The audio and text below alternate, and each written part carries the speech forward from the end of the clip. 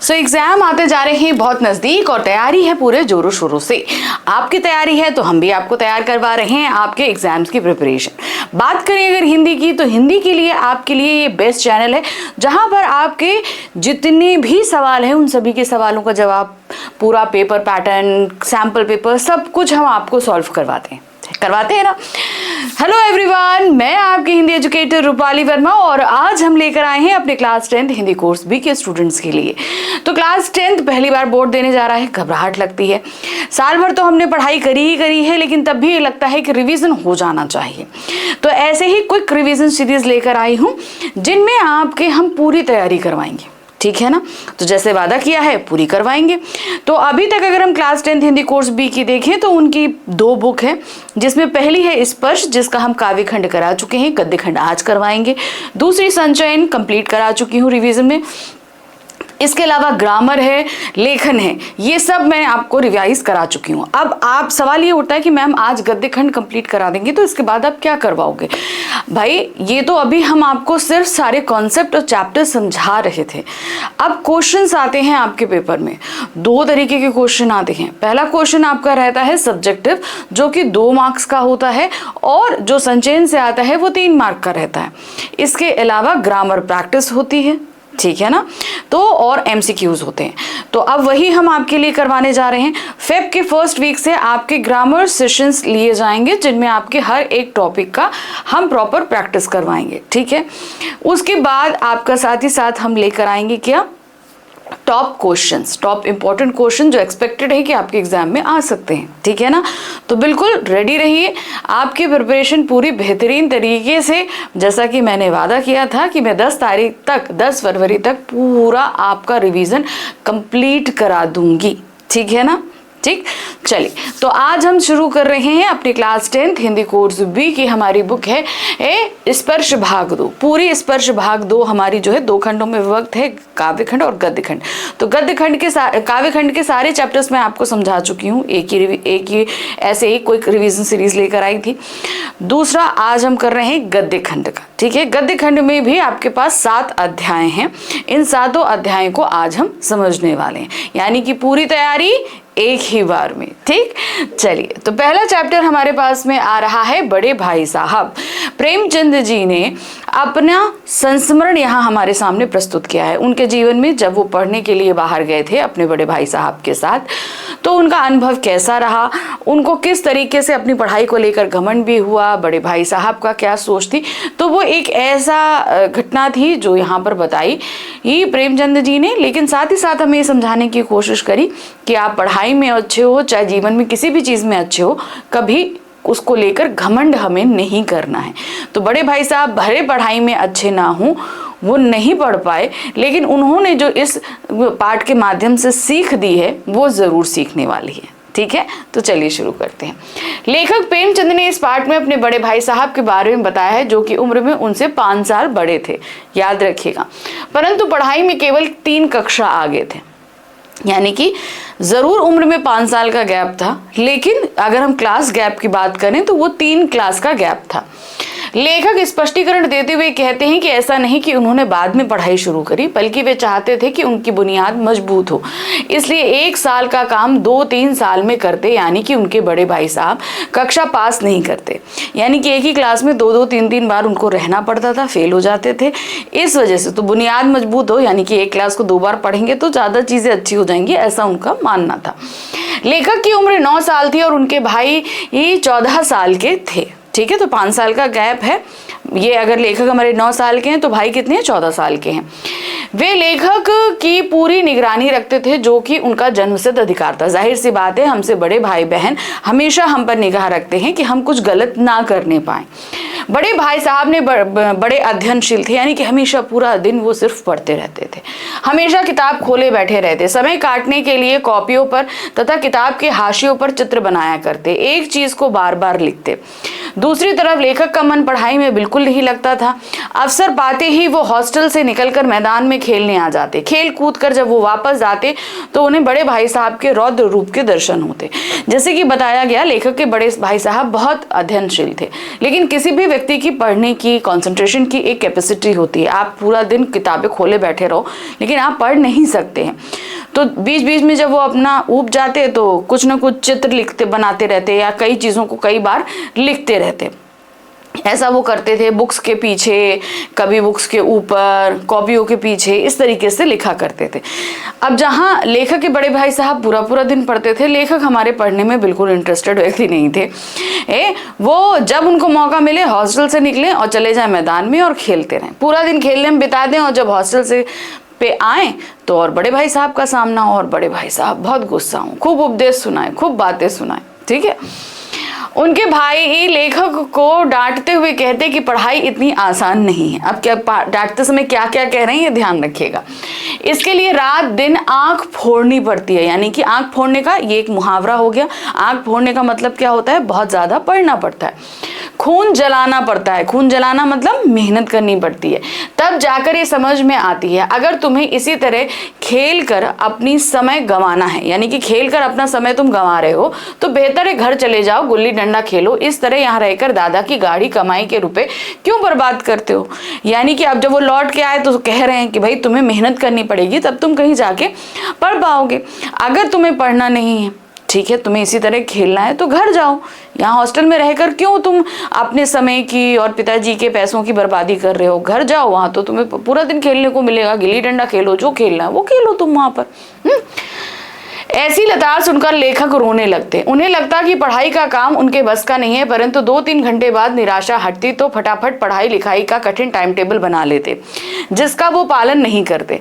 अब क्या हुआ, जब इतनी डांट पड़ती तो अपने आप भी अंदर से गिल्ट होने लगता। जब गिल्ट होने लगता तो वो क्या करते कि वो जैसे गिल्ट होता, थोड़ी देर तो डिप्रेस रहते, फिर जैसे ही निराशा हटती, डिप्रेशन हटता, एक फटाफट टाइम टेबल बना दे।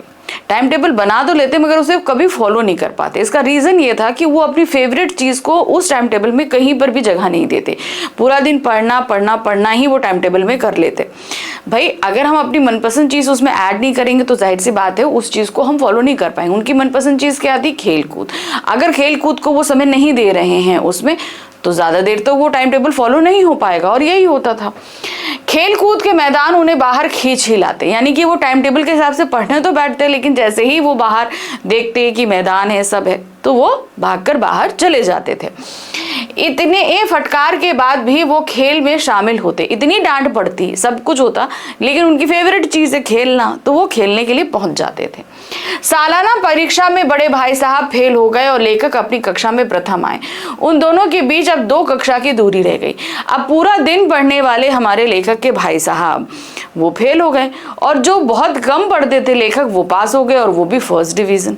अब जहां 3 क्लास का फासला था, अब सिर्फ 2 क्लास का फासला बचा था। लेखक के मन में आया कि वह भाई साहब को आड़े हाथों ले, परंतु उन्हें दुखी ये देखकर लेखक ने इस विचार को त्याग दिया और खेल कूद में फिर व्यस्त हो गया। अब बड़े भाई साहब का लेखक पर ज्यादा दबाव नहीं था।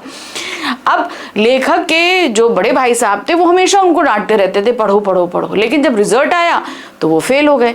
तो इसी बात के लिए हमारे लेखक के मन में बात आई कि भाई ये तो हमेशा हमें डांटते रहते थे और खुद ही फेल हो गए, खुद ही पूरा दिन पढ़ते रहते थे। ये समय है, चलो इनको आड़ों हाथों लेते, मैं इनको बातें सुनता हूँ। पूरे साल तो मैंने उनकी बातें सुनी, अब मैं उनको सुनाता हूँ। जब ये उनके पास पहुंचे तो उनका उदास चेहरा था, बिल्कुल निराश थे। उनकी हालत देखकर लेखक को दया आ गई, उन्होंने कुछ नहीं कहा। अब लेखक फिर से अपना वही खेल कूद में व्यस्त हो गए। बड़े भाई साहब पढ़ने लगे, लेकिन बड़े भाई साहब पहले जितनी सख्ती करते थे, रोक टोक करते थे, अब उन्होंने कहीं ना कहीं वो चीज कम कर दी थी। एक दिन लेखक भोर का सारा समय खेल में बिताकर लौटे, तब भाई साहब ने उन्हें जमकर डांटा और कहा कि अगर कक्षा में अव्वल आने पर घमंड हो गया है तो ये जान लो कि बड़े बड़े आदमियों का भी घमंड नहीं टिक पाया। तुम्हारी क्या हस्ती है। तो अब उन्होंने ये बताया, भाई जाहिर सी बात है कि जब हमारे ऊपर अंकुश नहीं रहता तो हम अपने मन की काम अपने मन की करते हैं। यही चीज़ प्रेमचंद जी के साथ हुआ। बड़े भाई साहब का जब अंकुश नहीं रहा तो वो पूरा टाइम खेल में बिताने लगे। जाहिर सी बात है, पूरा टाइम वो खेल में बिताने लगे। तो ठीक है, अब एक दिन वो पूरा दिन मॉर्निंग का समय खेल कर जब घर आए तो भाई साहब भाई कोई कुछ दिन तक देखेगा फिर तो डांटेगा ही। बड़े भाई साहब ने खूब अच्छे से उनको आड़े हाथों लिया, खूब तेजी से डांटा। कहते कि तुम अगर क्लास में फर्स्ट आ गए हो तो इसका मतलब ये नहीं कि तुम्हारे अंदर घमंड आ जाए। घमंड तो बड़े बड़ों का नहीं रहा। इसके लिए उन्होंने अनेकों उदाहरण भी दिए। क्या दिया? उदाहरण देकर उन्होंने लेखक को चिताया कई बार। जैसे रावण का उदाहरण दिया कि भाई रावण इतना बड़ा था, इतना ज्ञानी था, लेकिन उसने घमंड किया तो वो भी नहीं टिका। बड़े भाई ने कक्षा आ की अलजेब्रा, ज्योमेट्री, इतिहास पर अपनी टिप्पणी की और बताया कि यह सब विषय बड़े कठिन हैं। निबंध लेखन को उन्होंने समय की बर्बादी बताया और कहा कि परीक्षा में उत्तीर्ण करने के लिए मेहनत करनी पड़ती है।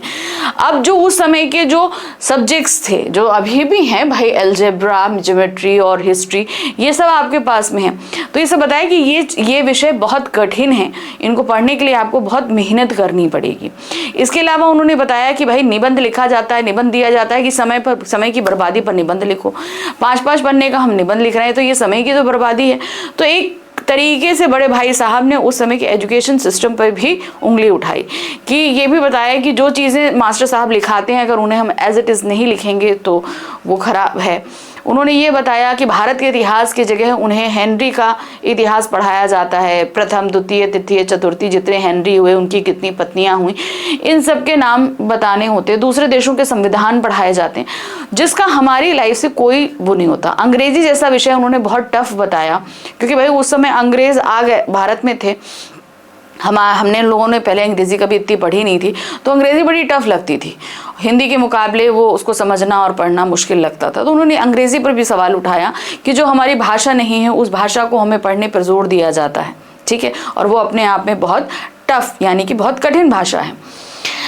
अब उन्होंने बताया कि भाई इस तरीके से हम पढ़ेंगे तो बहुत टफ है, आपको समय की बर्बादी नहीं करनी, ज़्यादा से ज़्यादा पढ़ना है। स्कूल का समय निकट था, नहीं तो लेखक को और बहुत कुछ सुनना पड़ता। अब पूरा दिन सुबह का समय बिता कर आए तो अब स्कूल लगने वाला था, स्कूल का समय हो गया, नहीं तो अभी बड़े भाई साहब उनको और सुनाते, ठीक है, इतने में ही बस हो गया।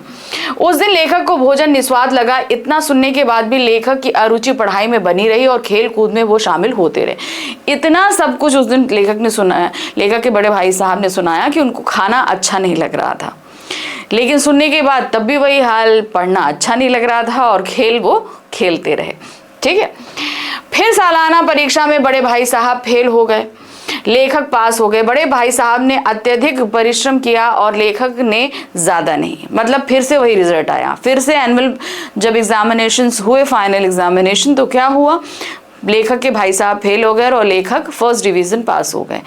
इस समय बड़े भाई साहब ने बहुत मेहनत की थी, लेकिन तब भी वो बेचारे पास नहीं हो पाए। अब जो 2 कक्षा का जो डिफरेंस रह गया था, अब सिर्फ 1 कक्षा का डिफरेंस था, ठीक है। लेखक को अपने बड़े भाई पर दया आ रही थी। जब नतीजा सुनाया गया तो वह रो पड़े और उनके साथ लेखक भी रोने पड़े। यानी कि जब रिजल्ट अनाउंस हुआ तो बड़े भाई साहब जब फेल हुए और ये अनाउंसमेंट हुआ तो बड़े भाई साहब बहुत निराश हुए, वो रोने लगे और उनको देखकर लेखक भी रोने लगे थे। पास होने की खुशी आधी हो गई। जाहिर सी बात है, जब भाई फेल हो गया तो हम फर्स्ट डिवीजन में पास हो गए, तो ये खुशी कहीं ना कहीं अब आधी रह गई थी। उतने हम लेखक खुश नहीं थे। अब उनके बीच केवल 1 दर्जे का अंतर रह गया, यानी कि 1 क्लास का अंतर। लेखक को लगा यह उनके उपदेशों का ही असर है कि वे दनादन पास होते जा रहे हैं। अब भाई साहब नरम पड़ गए थे। लेखक को लगा कि भाई हम क्यों इतना पास होते जा रहे हैं, हम पढ़ते तो इतना है नहीं जितना बड़े भाई साहब पढ़ते हैं, मैं तो उतना पढ़ता भी नहीं हूँ, तो मैं फर्स्ट डिवीजन कैसे पास हो जाता हूँ। तो उन्हें लगा कि शायद बड़े भाई साहब इतना उपदेश देते हैं, लेकिन साथ ही साथ उनके अंदर एक ये भी बात आ गई कि भाई मैं पढ़ूं या ना पढ़ूं, मैं तो फर्स्ट ही आऊंगा। ये एक अपने अंदर से भी उनके अंदर ऊंची बात आने लगी थी। अब भाई साहब बिल्कुल नरम पड़ गए। 2 साल इतने उपदेश देने के बाद भी वो फेल हो गए, तो अब जो थोड़ी बहुत सख्ती करते थे वो सख्ती भी अब खत्म हो गई। अब उन्होंने लेखक को डांटना बंद कर दिया। अब लेखक में मन में यह धारणा बन गई कि वह पढ़े ना पढ़े वे तो पास हो ही जाएंगे। तो भाई साहब ने डांटना बंद कर दिया और इधर इनके मन में ये चीज का घमंड आ गया। एक दिन संध्या समय लेखक हॉस्टल से दूर कनकौए लूटने के लिए दौड़े जा रहे थे। कनकौए मतलब पतंग, ठीक है। हॉस्टल से दूर मैदान था, वहां पर पतंग उड़ाई जा रही थी, पतंग कट गई तो उसको पकड़ने के लिए दौड़े चले जा रहे थे। तभी उनकी मुठभेड़ बड़े भाई साहब से हो गई। बड़े भाई साहब भी ग्राउंड में आ गए, उनसे भिड़ गए। वे लेखक का हाथ पकड़ लिया और गुस्सा होकर बोले कि तुम 8वीं कक्षा में भी आकर ये काम कर रहे हो, यानी कि तुम 8th क्लास में आ गए हो, अगले साल 9th में चले जाओगे। उस समय 8th में क्या होता था, लोगों को बहुत पढ़ा लिखा माना जाता था कि अरे भाई इसने 8th क्लास पढ़ ली, बहुत बड़ा बात है। तो 8th वही से ही उन्होंने बताया कि तुम 8th क्लास में आ गए हो, बड़े हो गए हो, पढ़ाई के लेके सीरियस हो जाओ, तुम अभी भी पतंग के पीछे भाग रहे हो। ये चीज़ वो कहने लगते हैं। एक ज़माने में 8वीं पास कर नायाब तहसीलदार हो जाते थे, यानी कि एक गवर्नमेंट पोस्ट उनको अच्छी खासी मिल जाया करती थी। कई लीडर और समाचार पत्र के संपादक भी 8वीं पास हैं, यानी कि एडिटर वगैरह भी क्या हैं, वो 8th पास ही रहते थे। परंतु तुम इसे महत्व नहीं देते। उन्होंने लेखक को तजुर्बे का महत्व स्पष्ट करते हुए कहा कि भले ही तुम मेरे से कक्षा में कितने भी आगे निकल जाओ, फिर भी मेरा तजुर्बा तुमसे ज्यादा ही रहेगा और तुम्हें समझाने का अधिकार भी रहेगा। तो उन्होंने ये चीज बताया कि एक्सपीरियंस, भले ही कि तुम कक्षा में मुझसे आगे निकल जाओ, आज तुम 8th में हो, कल 9th में आओ, मैं 9th में रहूं, तुम 10th में निकल जाओ, हो सकता है आगे ऐसा हो, लेकिन मैं तुमसे उम्र में बड़ा हूं और जो एक्सपीरियंस मेरे पास है वो तुमसे कहीं ज्यादा है, ठीक है, इसलिए मैं तुमको कभी भी समझाना नहीं छोड़ूंगा। उन्होंने लेखक को अम्बा दादा का उदाहरण देते हुए कहा कि भले ही हाँ हम बहुत पढ़ लिख जाएं, परंतु उनके तजुर्बे की बराबरी नहीं कर सकते। अब जाहिर सी बात है, पहले क्या होता था, माँ बाप तो अनपढ़ पढ़े लिखे नहीं होते थे, बच्चे पढ़ने लगे थे।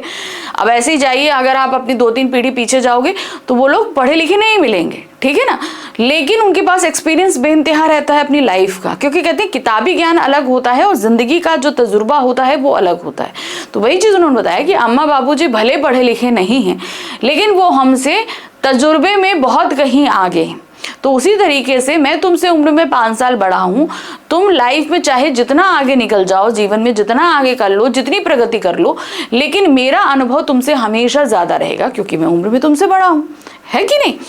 वही चीज है, वे बीमारी से लेकर घर के काम काज तक हमारे से ज्यादा अनुभव रखते हैं। अब देखिए, आप ये कहोगे आप अच्छा पढ़ते लिखते हो, आगे चल के आप बहुत बड़ी क्लास में जाओगे, बहुत अच्छी पोस्ट में जाओगे, हो सकता है आपके मम्मी पापा की एजुकेशन आपसे कम हो जाए, लेकिन एक बीमारी में घरेलू इलाज क्या करना चाहिए, ये आपकी मम्मी को जो आज पता है वो आपको नहीं पता है, ठीक है, और ना आगे चल के पता चल पाएगा। बहुत सारे अनुभव ऐसे होते हैं, काम करने के जो सही तरीके होते हैं वो माँ बाप के एक्सपीरियंस से हमें एक्सपीरियंस करना चाहिए, ठीक है ना। तो वही चीज इन्होंने यहाँ पर समझाई है। इन बातों को सुनकर लेखक उनके आगे नतमस्तक हो गए। लेखक को जो अभी तक उनके अंदर घमंड आ गया था कि मैं पढ़ूं ना पढ़ूं, मैं पास हो जाऊंगा, मुझे सब कुछ आता है, तो लेखक भी उनके सामने झुक गए कि हाँ, जो बात बड़े भाई साहब कह रहे हैं बिल्कुल सही है। हमारे बड़े जो होते हैं वो हमसे एक्सपीरियंस में, दुनियादारी के एक्सपीरियंस में हमसे कहीं आगे होते हैं, और उन्हें अपनी लघुता का अनुभव होने लगा कि हाँ मैं छोटा हूँ। इतने में ही एक कनकौआ उन लोगों के ऊपर से गुजरा, यानी कि दोनों खड़े बात कर रहे हैं, जैसे मैं और आप है खड़े बात कर रहे हैं, इतने ऊपर से एक कटी पतंग उनके ऊपर से गुजरी। चूंकि बड़े भाई लंबे थे इसलिए उन्होंने पतंग की डोर पकड़ ली, कूद कर पकड़ ली। हॉस्टल की तरफ दौड़ भागे। लेखक उनके पीछे पीछे भागे जा रहे थे, यानी कि पढ़ाई के बावजूद, पढ़ाई में बड़े भाई साहब जो है वो फेल होते जा रहे थे, सब कुछ था, लेकिन अपने भाई को गाइड करने का काम उन्होंने कभी नहीं छोड़ा। कभी भी ये नहीं हुआ कि वो गलत कर रहा है तो करने दो, ये चीज़ उनके अंदर कभी नहीं आई। उन्होंने हमेशा अपने छोटे भाई को वो प्रोटेक्ट किया, गलत राह पे था तो उसे समझाया, सारी चीज़ें बताई। तो इस कहानी में कई ऐसे क्वेश्चन उठाए गए, जैसे उस समय का एजुकेशन सिस्टम जो था उस पर क्वेश्चन उठाए गए हैं। ऐसे बहुत सारे सब्जेक्ट्स जिनका हमारी रियल लाइफ में कोई कनेक्शन नहीं है, वो सारी चीज़ें बताई गई। साथ ही साथ ये बताया गया कि हमारे बड़े जो होते हैं, भले हमसे किताबी ज्ञान में कितने भी पीछे क्यों ना हो, लेकिन उन्हें जीवन का अनुभव कहीं हमसे ज़्यादा होता है। इसलिए हमेशा ध्यान रखना, ये अपनी लाइफ में भी इम्प्लीमेंट करना कि आपके मम्मी पापा, दादा दादी या बड़े भाई बहन आपको जो सिखा रहे हैं, समझा रहे हैं, उन्हें ध्यान से सुनिए, क्योंकि वो आपकी लाइफ में आपको बहुत ज़्यादा आगे काम आने वाला है, ठीक है ना। चलिए, तो ये तो फर्स्ट चैप्टर था। अब हम आ जाते हैं अपने सेकंड चैप्टर पे। सेकंड चैप्टर है डायरी का एक पन्ना, और चैप्टर को लिखा किसने है? सीताराम सिकसरिया जी ने। भारत की पूर्ण स्वतंत्रता से पहले, यानी कि भारत आज़ाद हुआ था 15 अगस्त 1947 को, ठीक है, लेकिन उससे पहले ही भारत में पूर्ण स्वतंत्रता मनाई जाने लगी थी। 26 जनवरी 1930 को हुए कांग्रेस अधिवेशन में ये चीज निश्चित किया गया, इसी दिन से भारत में पूर्ण स्वतंत्रता दिवस मनाया जाएगा। अब 1930 की बात कर रही हूँ, भारत स्वतंत्र नहीं हुआ था, लेकिन कांग्रेस अधिवेशन में ये चीज जो है वो डिसाइड कर दी गई कि हर साल 26 जनवरी को हम पूर्ण स्वतंत्रता दिवस मनाएंगे। इसी की वर्षगांठ मनाई जा रही थी बंगाल यानी कि कलकत्ता में, बंगाल की राजधानी कलकत्ता में मनाई जा रही थी, जो कि उस समय अंग्रेजों का कैपिटल भी था। जैसे इस समय भारत का कैपिटल दिल्ली है, लेकिन अंग्रेजों के समय में भारत का कैपिटल कलकत्ता था, ठीक है ना। तो ये डिसाइड हुआ कि भाई मनाया जाएगा। तो उस दिन कांग्रेस के जितने लोग थे वो पूर्ण स्वतंत्रता दिवस मनाना चाहते थे। कब? 26 जनवरी 1931 के दिन, और अंग्रेजी सरकार इनको रोकना चाहती थी। तो इसी के पूर्ण दिन की जानकारी सीताराम सिकसरिया जी ने, उस दिन क्या हुआ, 26 जनवरी 1931 के दिन क्या क्या हुआ, इसकी पूरी जानकारी उन्होंने अपनी डायरी में लिखी। तो वो उसी एक दिन की पूरी डायरी हम यहाँ पर पढ़ने के लिए जा रहे हैं, ठीक है। उस दिन क्या क्या घटा था, ये सारी चीजें, ठीक। चलिए देखिए, इस पाठ में लेखक सीताराम सिकसरिया ने 26 जनवरी 1931 को कोलकाता में मनाए जा रहे स्वतंत्रता दिवस का विवरण प्रस्तुत किया है, ठीक। लेखक ने बताया कि भारत में स्वतंत्रता दिवस पहली बार 26 जनवरी 1930 को मनाया गया था, जैसा कि मैंने अभी आपको बताया। परंतु उस साल कोलकाता की स्वतंत्रता दिवस में ज्यादा हिस्सेदारी नहीं थी। तो पहला जब मनाया गया तो संपूर्ण भारत में मनाया गया, लेकिन हुआ क्या, कलकत्ता में ये चीज ज्यादा तौर पर नहीं मनाई गई। तो कहीं ना कहीं पूरे भारत में ये बात फैलने लगी कि भाई कलकत्ता जो है वो स्वतंत्रता आंदोलन में कोई भागीदारी नहीं कर रहा। तो एक तरीके से कलकत्ता के माथे पर या बंगाल के माथे पर ये कलंक लग गया था कि वो किसी तरीके से स्वतंत्रता दिवस में कोई भागीदारी नहीं कर रहा है। तो इसी कलंक को धोने के लिए 26 जनवरी 1931 के दिन कलकत्ता में बहुत जोर शोर से स्वतंत्रता दिवस की वर्षगांठ मनाई जा रही थी। परंतु उस साल कोलकाता की स्वतंत्रता दिवस में हिस्सेदारी नहीं थी। कब? 1930 में। परंतु इस साल पूरी तैयारी की गई। लेखक केवल प्रचार में ही 2000 रुपए खर्च किए गए, लोगों को घर घर जाकर समझाया गया। तो प्रचार की बात अगर करें तो उस समय का 2000 मतलब समझ लो इस समय का आप 15-20 लाख के आसपास, इतना पैसे का अंतर है, ठीक है। बड़े बाजार में प्रायः मकानों पर तिरंगा फहराया गया, कलकत्ता के हर भाग में झंडे लगाए गए थे। ऐसी सजावट पहले नहीं हुई थी। तो समझ में आया, खूब जोर शोर से तैयारी हो रही थी, खूब जोर शोर से। सारे बड़े बाजार के जितने घर थे उनको खूब सजाया गया था, हर घर में तिरंगा था। कुछ घर तो ऐसा लग रहा था जैसे लग रहा वहां कोई शादी और उत्सव हो, इस तरीके से सजे हुए थे। पुलिस भी प्रत्येक मोड़ पर तैनात होकर अपनी पूरी ताकत से गश्त दे रही थी। घुड़सवारों का भी प्रबंध था। तो जितनी ट्रैफिक पुलिस थी उन सबको रोड से हटाकर सिर्फ पूरे दिन की गतिविधियों को रोकथाम करने के लिए लगाया गया था। किसी तरह की जुलूस नहीं, किसी तरह की मीटिंग नहीं, कोई सभा नहीं होगी। तो जहां सभी लोग स्वतंत्रता दिवस की तैयारी कर रहे थे, वहीं पुलिस इनको रोकने की भी पूरी तैयारी में थी। जगह जगह जो है पुलिस तैनात हुई थी।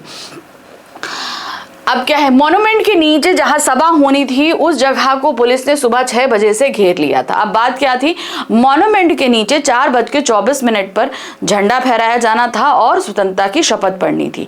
इसलिए जिस मॉन्यूमेंट की बात हुई थी उस मॉन्यूमेंट के पार्क को सुबह 6 बजे से ही क्या किया गया था, पुलिस ने घेर लिया था कि यहाँ पर कोई आने ना पाए। अब देखिए, शपथ कब पढ़ी जानी है, शाम को 4:24 में, और पुलिस की गश्ती कब से है, सुबह 6 बजे से, ताकि वहां पर कोई व्यक्ति इकट्ठा ही नहीं होने पाए।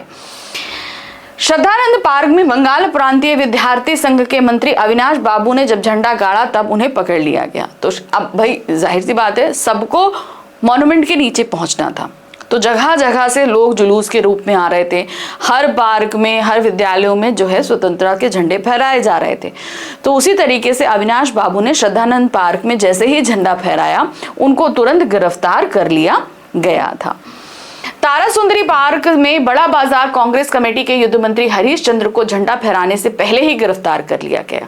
अब देखिए, इसमें कुछ जगहों के नाम है, कुछ लोगों के नाम है जो आपको ध्यान रखने। अपनी बुक निकालकर उन जगहों को आप हाईलाइट भी कर सकते हो, ठीक है। नहीं तो मैं जैसे आपको पढ़ा रही हूँ तो आप लिखते जाओ। जैसे श्रद्धानंद पार्क में अविनाश बाबू को गिरफ्तार किया गया, उसी तरीके से यहाँ पर जो कांग्रेस कमेटी के युद्ध मंत्री थे हरीश चंद्र जी, उनको तारासुंदरी पार्क में किया गया, ठीक है ना। फिर आया फहराने से पहले, मतलब वो फहरा भी नहीं पाए पहले, क्योंकि भाई अंग्रेजों का शासन है, आप इंडियन फ्लैग कैसे फहरा सकते हो, तो वो पूरी तरीके से रोक था। वहां मारपीट हुई जिसमें 2-4 लोगों के सिर भी फट गए। यानी कि पुलिस ने जब उनको पकड़ने की कोशिश करी तो और भी कार्यकर्ता आए तो मारपीट होने लगी, तो जिससे कई लोग घायल हुए। गुजरात सेविका संघ की ओर से निकाले गए जुलूस में कई लड़कियों को गिरफ्तार किया गया, तो स्त्रियां भी पीछे नहीं थी, वो भी जुलूस निकालने में थी। तो गुजरात सेविका संघ की जब स्त्रियों ने निकाला तो उन सभी को मतलब स्त्री पुरुष सभी को हर तरीके से रोकना था, और स्त्री पुरुष सभी बढ़ चढ़कर भाग ले रहे थे। मारवाड़ी बालिका विद्यालय की लड़कियों ने 11 बजे झंडे फहराए, जगह जगह उत्सव और जुलूस के फोटो उतारे गए, सब जगह जो है फोटो उतारे जा रहे थे, सब मना रहे थे। 2-3 कई आदमियों को पकड़ लिया गया, जिनमें पूर्णो दास और पुरुषोत्तम राय प्रमुख थे। ठीक है, तो जहां जहां ये एक्टिविटी हो रही थी झंडा फहराने जुलूस निकालने के लिए, तो पुलिस उसे खत्म करने की फिराक में थी। तो जहां कहीं वो देखती कि भाई 4 लोग जमा हो रहे हैं, कोई हेड है, तो उसको पकड़ लेती थी, जिसमें पुरुषोत्तम दास और पूर्णो दास भी थे। भाई इन लोगों ने भी हेड किया और इनको भी पकड़ लिया गया था। सुभाष चंद्र बोस के जुलूस का भार पूर्णो दास पे था। अब सुभाष चंद्र बोस भाई कलकत्ता में थे, तो मेन जो है ना जुलूस निकालकर मॉन्यूमेंट तक पहुंचने का काम सुभाष चंद्र बोस का था, उन्हीं को झंडा फहराना था और वहां पर शपथ पढ़नी थी। ठीक है, लेकिन अब इनका जो जुलूस निकलना था, इसका पूरा कार्यभार किसको दिया गया था? पूर्णो दास को दिया गया था। वो बेचारे पहले ही पकड़ लिए गए। स्त्री समाज भी अपना जुलूस निकालने और ठीक स्थान पर पहुंचने की कोशिश कर रहा था, स्त्रियां भी पीछे नहीं थी। 3 बजे से ही मैदान में भीड़ जमा होने लगी, लोग टोलियां बनाकर घूमने लगे। अब 4:24 पे जो शपथ पढ़ी जानी थी, 3 बजे तक पार्क में अच्छी खासी भीड़ इकट्ठा हो चुकी थी। इतनी बड़ी सभा कभी नहीं की गई थी। पुलिस कमिश्नर के नोटिस के आधार पर अमुक धारा के अनुसार कोई सभा नहीं की जा सकती थी और भाग लेने वाले व्यक्तियों को दोषी समझा जाएगा। कौंसिल के नोटिस के अनुसार 4:24 पर झंडा फहराया जाना था और स्वतंत्रता की प्रतिज्ञा पढ़ी जानी थी। अब क्या था, अंग्रेजों को भी पता था कि भाई ये लोग इस तरह से पूर्ण स्वतंत्रता दिवस मनाएंगे, तो उससे पहले भाई 26 जनवरी से पहले ही अंग्रेजी सरकार की तरफ से जितने भी बड़े नेता थे सबको ये नोटिस दे दिया गया कि आप किसी भी तरह की जो सभा है वो कंडक्ट नहीं करेंगे। अगर आप सभा में भाग लेते हैं तो ये क्रिमिनल ऑफेंस होगा और आप सभी को गिरफ्तार किया जा सकता है। लेकिन कौंसिल की तरफ से भी ये नोटिस जारी हो गया था कि भाई हमें तो शपथ पढ़नी है और झंडा फहराना है। तो एक तरीके से पुलिस को ये ओपन चैलेंज दिया गया, इसको एक ओपन लड़ाई का नाम दिया गया कि इधर से इन्होंने नोटिस दिया अंग्रेजों ने और इधर से कांग्रेस कमेटी ने नोटिस दिया कि नहीं भाई हमें तो पूर्ण स्वतंत्रता दिवस मनाना ही मनाना है। तो कहकर लड़ाई हो रही है एक तरीके से, पुलिस भी कह रही है कि तुम रुक जाओ, काउंसिल भी कह रहा है कि नहीं हम नहीं रुकेंगे, हम तो करेंगे। तो ये एक तरीके से ओपन लड़ाई थी। ठीक 4 बजे सुभाष चंद्र बोस जुलूस के साथ आए। अब 4:24 पे पहुंचना था। अब इनके जुलूस का भार किसके ऊपर था? पूर्णो दास, उनको पहले गिरफ्तार कर लिया गया था। सुभाष चंद्र बोस तब भी जुलूस लेकर वहां पर पहुंचे। भीड़ ज्यादा होने की वजह से पुलिस उन्हें रोक नहीं पाई। सुभाष चंद्र बोस जी के जुलूस में बहुत ज्यादा भीड़ थी, क्या कहते हैं, जगह जगह पे लाठी चार्ज करके जो छोटे छोटे जुलूस निकल रहे थे उन सभी को रोका जा रहा था। तो पुलिस ने सोचा कि भाई इनको भी रोक लेंगे, लेकिन सुभाष चंद्र बोस जी का जो जुलूस था वो बहुत बड़ा था, तो पुलिस उनको रोक नहीं पाई। पुलिस ने लाठियां चला दी, रोकने की कोशिश करी लेकिन फिर लाठियां चार्ज कर दी। कई लोग घायल हुए, सुभाष बाबू पर भी लाठियां पड़ी। वे जोर से वंदे मातरम बोल रहे थे, मतलब ये वो कि लाठी पड़े सुभाष चंद्र बोस को तो वो रुक जाएं, लेकिन नहीं, तब भी वो जोर से वंदे मातरम बोलते रहे और आगे बढ़ते रहे। पुलिस भयानक रूप से लाठियां चला रही थी, जिसमें क्षितिज चटर्जी का सिर फट गया। उधर स्त्रियां मॉन्यूमेंट की सीढ़ियों पर चढ़कर झंडा फहरा रही थी। सुभाष बाबू को पकड़ लिया गया और गाड़ी में बैठाकर लॉकअप भेज दिया गया। इधर क्या था, सुभाष चंद्र बोस जी को भी बहुत सारी लाठियां पड़ी। उनके साथ क्षितिज चटर्जी थे। उन्होंने सुभाष बाबू से कहा कि आप रुक जाइए, पीछे हट जाइए, लेकिन तब भी वो वंदे मातरम कहते हुए आगे चलते रहे और क्षितिज चटर्जी को भी लाठी पड़ी, जिससे उनका सिर फट गया। मतलब इधर पुलिस जुलूस को रोक रही थी और उधर स्त्रियां मॉन्यूमेंट पे पहुंच गई। 4:24 पे उन्होंने झंडा भी फहराया और शपथ भी, स्वतंत्रता की शपथ भी पढ़ ली। सुभाष चंद्र बोस को और सभी लोगों को गिरफ्तार कर लिया गया, गाड़ी में बैठा ली गई। अब क्या हुआ, जो स्त्रियां फैलानी थी उनको भी पकड़ा गया सुबह। तो इस तरीके से इतने सारे लोगों को पकड़ा गया कि लॉकअप तक भर गए थे। ठीक है, लॉकअप भेज दिया गया। कुछ देर बाद स्त्रियां जुलूस बनाकर चली और साथ में बहुत बड़ी भीड़ इकट्ठा हो गई। पुलिस ने डंडे बरसाने शुरू कर दिए, जिससे बहुत से आदमी घायल हुए। तो उन्होंने ये नहीं देखा कि भाई स्त्रियां जो है वो जुलूस निकाल रही, उनका काम तो था जुलूस रोकना, और उन्होंने हर कीमत में उस जुलूस को रोकने की कोशिश करी। ठीक है, और उन्होंने रोका भी। स्त्रियां आई तो स्त्रियों के ऊपर भी उन्होंने लाठियां बरसा दी। धर्मतल्ले के मोड़ के पास आकर जुलूस टूट गया, मतलब बहुत कोशिश करी गई तो जुलूस आगे बढ़ा, लेकिन धर्मतल्ला एक जगह है, वहां तक आते आते पुलिस ने इतनी बर्बरता दिखाई कि वो जुलूस तितर बितर हो गया। करीब 50-60 महिलाएं वहीं बैठ गईं, जिन्हें पुलिस ने पकड़कर लाल बाजार भेज दिया। तो बहुत सारी स्त्रियों को तो चोट लगी, वहां घायल हो गए, कुछ तो वहीं की वहीं धर्मतल्ले के चौराहे पर ही बैठ गई। तो जब बैठ गई तो पुलिस ने उन्हें गिरफ्तार कर लिया और लाल बाजार जेल भेज दिया। स्त्रियों का एक भाग आगे विमला देवी के नेतृत्व में आगे बढ़ा, जिसे बहू बाजार के मोड़ पर रोक दिया। एक और जुलूस चल रहा था विमला देवी के नेतृत्व में, जिसे कहां रोका गया? बहू बाजार पे, और वे वहीं बैठ गई। 1.5 घंटे बाद एक लॉरी में बिठाकर लाल बाजार लाया गया। इतने लोग गिरफ्तार किए जा रहे थे कि उनको लाने के लिए लॉरी यानी कि ट्रक का इस्तेमाल करना पड़ा था। लोग उनमें भरे जा रहे थे और लाल बाजार भेजे जा रहे थे। ब्रजलाल गोयनका को पकड़ा गया और मदालसा भी पकड़ी गई। तो स्त्रियों में जो हेड कर रही थी मदालसा, उनको पकड़ा गया। उधर ब्रजलाल गोयनका भी अपने आप में बहुत बड़े नाम, उनको भी पकड़ लिया गया था। सब मिलाकर 150 स्त्रियां पकड़ी गईं, जिन्हें बाद में रात 9 बजे छोड़ दिया गया, क्योंकि भाई इतने सारे लोगों को बंद करने के लिए लॉकअप्स भी होने चाहिए। तो पकड़ के लाया गया। उनका मोटिव था कि भाई जुलूस तोड़ा जाए, वही हुआ, पकड़ कर लाए और रात में 9 बजे छोड़ दिया। तब तक तो जुलूस का समय भी खत्म हो गया था। कलकत्ता में आज तक एक साथ इतनी ज्यादा गिरफ्तारी कभी नहीं हुई थी, क्योंकि कलकत्ता में इतने जोर शोर से कभी स्वतंत्रता दिवस मनाया ही नहीं गया था। करीब 200 लोग घायल हुए थे। पकड़े गए आदमियों की संख्या का पता नहीं चला, पर लाल बाजार के लॉकअप में स्त्रियों की संख्या 105 थी। जो स्त्रियां वहां पर रखी गई थी वो 105 थी। इसके अलावा और कितने लोग थे, इनकी संख्या का पता नहीं चल पाया।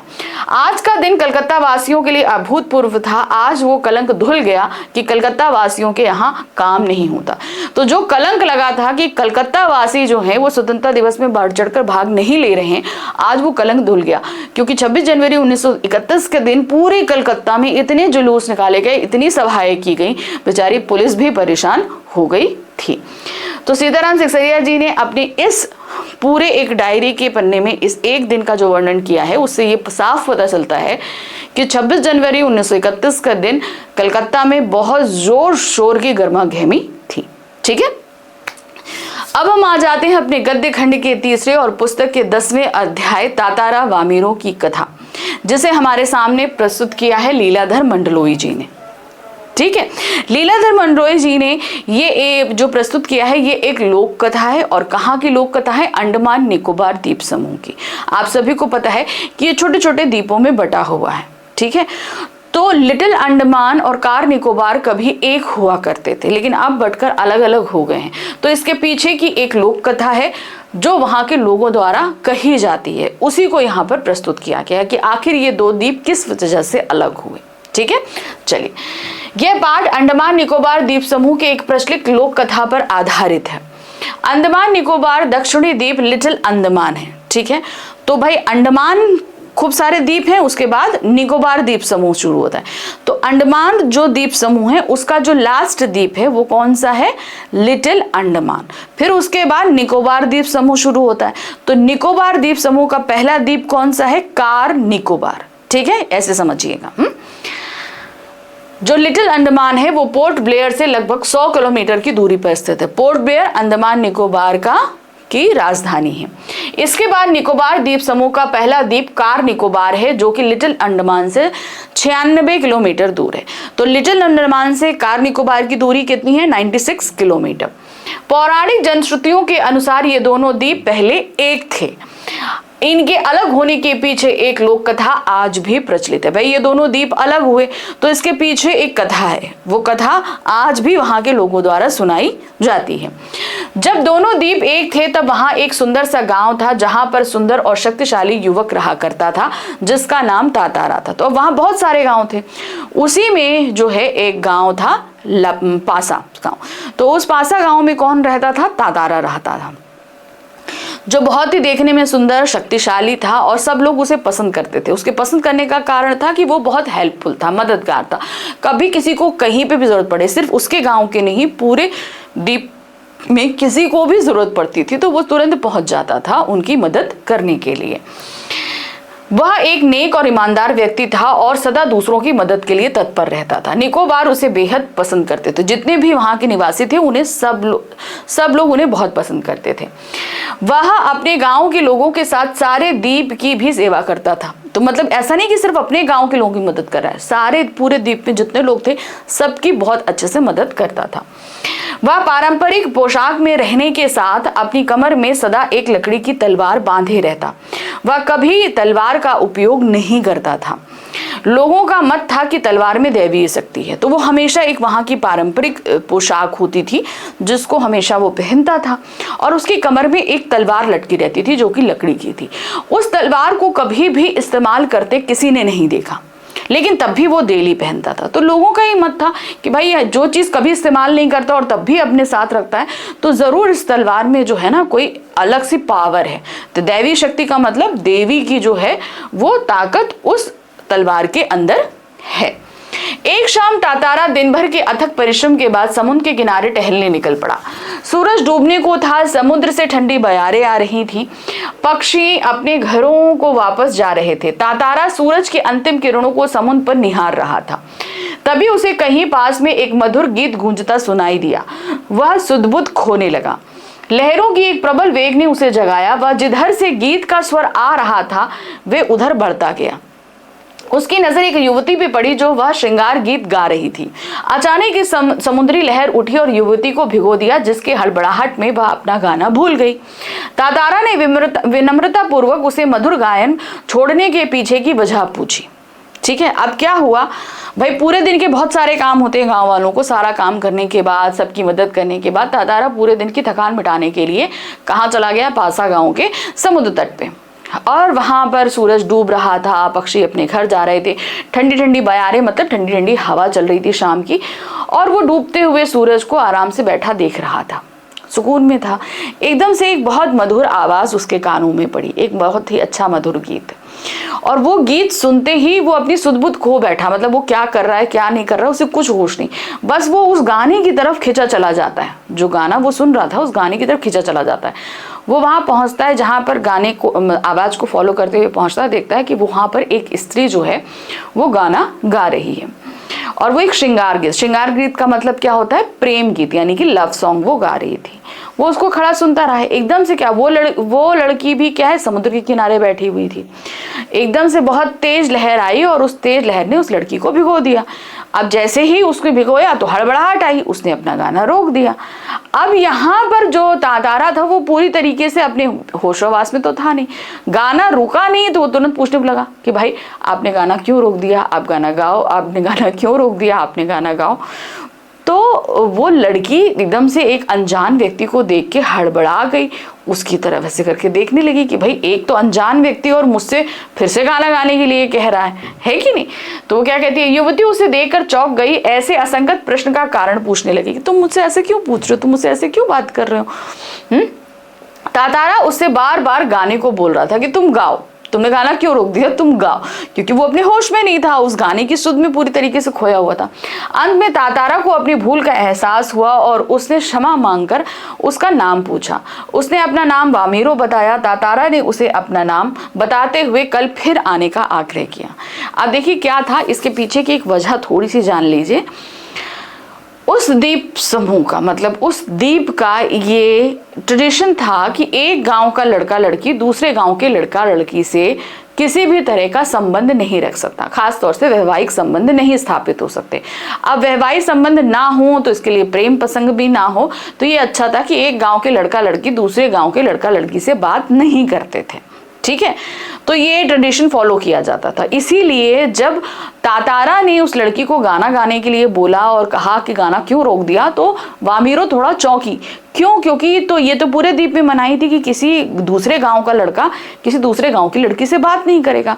तो वो थोड़ा चिढ़ गई। उसने कहा भाई तुम ऐसे कैसे बात कर सकते हो, ये तो मनाही है।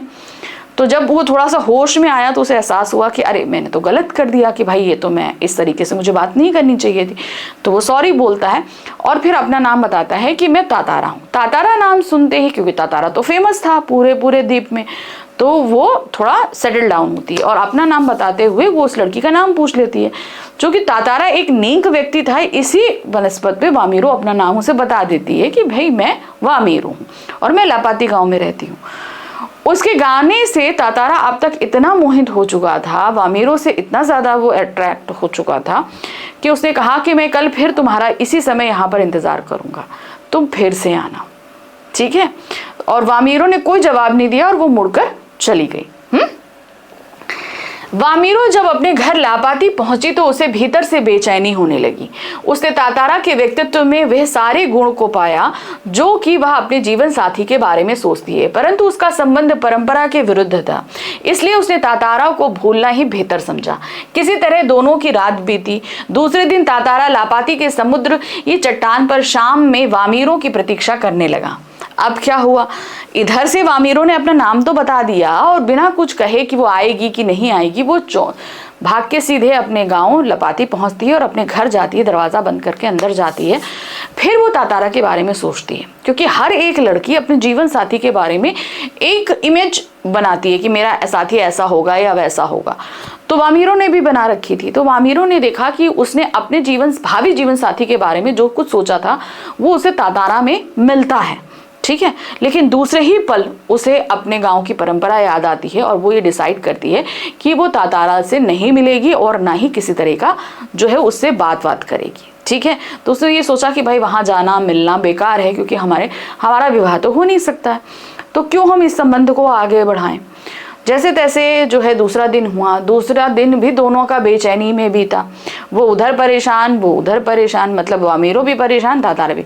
किसी तरह पूरा दिन बीता बेचैनी के साथ में दोनों का और शाम हुई। तातारा इधर लापाती गांव की समुद्री चट्टान पे पहुंच गया, जहां पर एक दिन पहले उसकी मुलाकात वामीरो से हुई थी, और वहीं पर बैठकर वो वामीरो का इंतजार करता रहा। उधर सूरज डूबने लगा। उसके मन में शंका थी कि पता नहीं वामीरो आएगी नहीं आएगी, क्योंकि वो जाते समय तो कुछ कह के नहीं गई थी। वो आएगी नहीं आएगी, आएगी कि नहीं आएगी, इसी पशुपोष में बैठा हुआ था कि एकदम से नारियल के झुरमुटों से कोई आता दिखा, और वो थी वामीरो, ठीक है। प्रतीक्षा करने लगा। सूरज ढलने को था, सहसा तभी उसे नारियल के झुरमुटों के बीच आकृति दिखाई दी जो कि वामीरो की थी। अब दोनों रोज शाम में मिलते और एक दूसरे को एकटक निहारते खड़े रहते। लापाती के कुछ युवकों ने उन दोनों को इस मुख प्रेम को भांप लिया और यह बात हवा की तरह सबको मालूम हो गई। अब उस दिन वामीरो आई, दोनों एक दूसरे को देखते रहे, कोई बात नहीं करी। अब डेली शाम को दोनों वहां मिलने लगे, लेकिन किसी तरह की कोई आपस में बात नहीं हो रही थी, बस एक दूसरे को देखते रहते। इस तरीके से दोनों को एक दूसरे से मिलना डेली लापाती गांव यानी कि वामीरो के गांव के कुछ लड़कों ने देख लिया और ये बात दोनों ही गांवों में यानी कि पासा में और लापाती में जंगल की आग की तरह सभी को पता चल गई।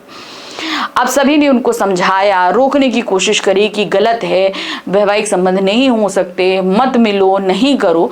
तो सबने बहुत कोशिश करी, लेकिन तब भी दोनों डेली मिलते रहे। परंतु दोनों का विवाह संभव ना था, क्योंकि दोनों अलग अलग गांव के थे। सबने दोनों को समझाने का पूरा प्रयास किया, किंतु दोनों अडिग रहे और हर शाम मिलते रहे। कुछ समय बाद तातारा के गांव पासा में पशु पर्व का आयोजन हुआ, जिसमें सभी ही गांव हिस्सा ले रहे थे। अब देखिए उस समय क्या होता था, एंटरटेनमेंट के ज्यादा साधन नहीं हुआ करते, तो अलग अलग गांवों में अलग अलग मेलों का आयोजन होता था। तो इसी तरीके से तातारा के गांव पासा में एक पशु पर्व का आयोजन हुआ। पशु पर्व का आयोजन क्या होता है, उसमें सभी लोग अपने अपने बलशाली पशुओं को लाते हैं, पशुओं को आपस में लड़ाते हैं, शक्तिशाली होते हैं। कुछ जो ज़्यादा ताकतवर लोग होते हैं वो पशुओं से भिड़ जाते हैं। वहाँ पर नाच गाना खाना पीना हर तरह का प्रबंध होता है। तो इसमें जैसे पासा गाँव में हो रहा है, तो आसपास के जितने भी गाँव के लोग हैं वो पासा गाँव में पशु पर्व में आएंगे। तो इसी तरीके से तातारा को भी यकीन था कि भाई लापाती गांव से वामीरो जरूर आएगी। पर्व में पशुओं के प्रदर्शन के अतिरिक्त तो युवकों की भी शक्ति परीक्षा होती थी, साथ ही गीत संगीत और भोजन का भी आयोजन होता था। शाम में सभी लोग पासा आने लगे और धीरे धीरे विभिन्न कार्यक्रम होने लगे, परंतु तातारा का मन इनमें ना होकर वामीरो को खोजने में व्यस्त था। मतलब वो पशु पर्व में अपना ध्यान नहीं दे रहा, उसका दिमाग कहाँ पर लगा हुआ है, उसका मन कहाँ लगा है, वो वामीरो को खोज रहा है। भाई प्यार है कि नहीं, तो सब तरफ छोड़ के उसका दिमाग कहाँ था, पशु पर्व में वो वामीरो को ढूंढने में लगा हुआ था। तभी उसे नारियल के झुरमुट के पीछे वामीरो दिखाई दी। वह तातारा को देखते ही रोने लगी। जैसे ही वो आई और वो परेशान हो गया तो वो देखकर रोने लगी।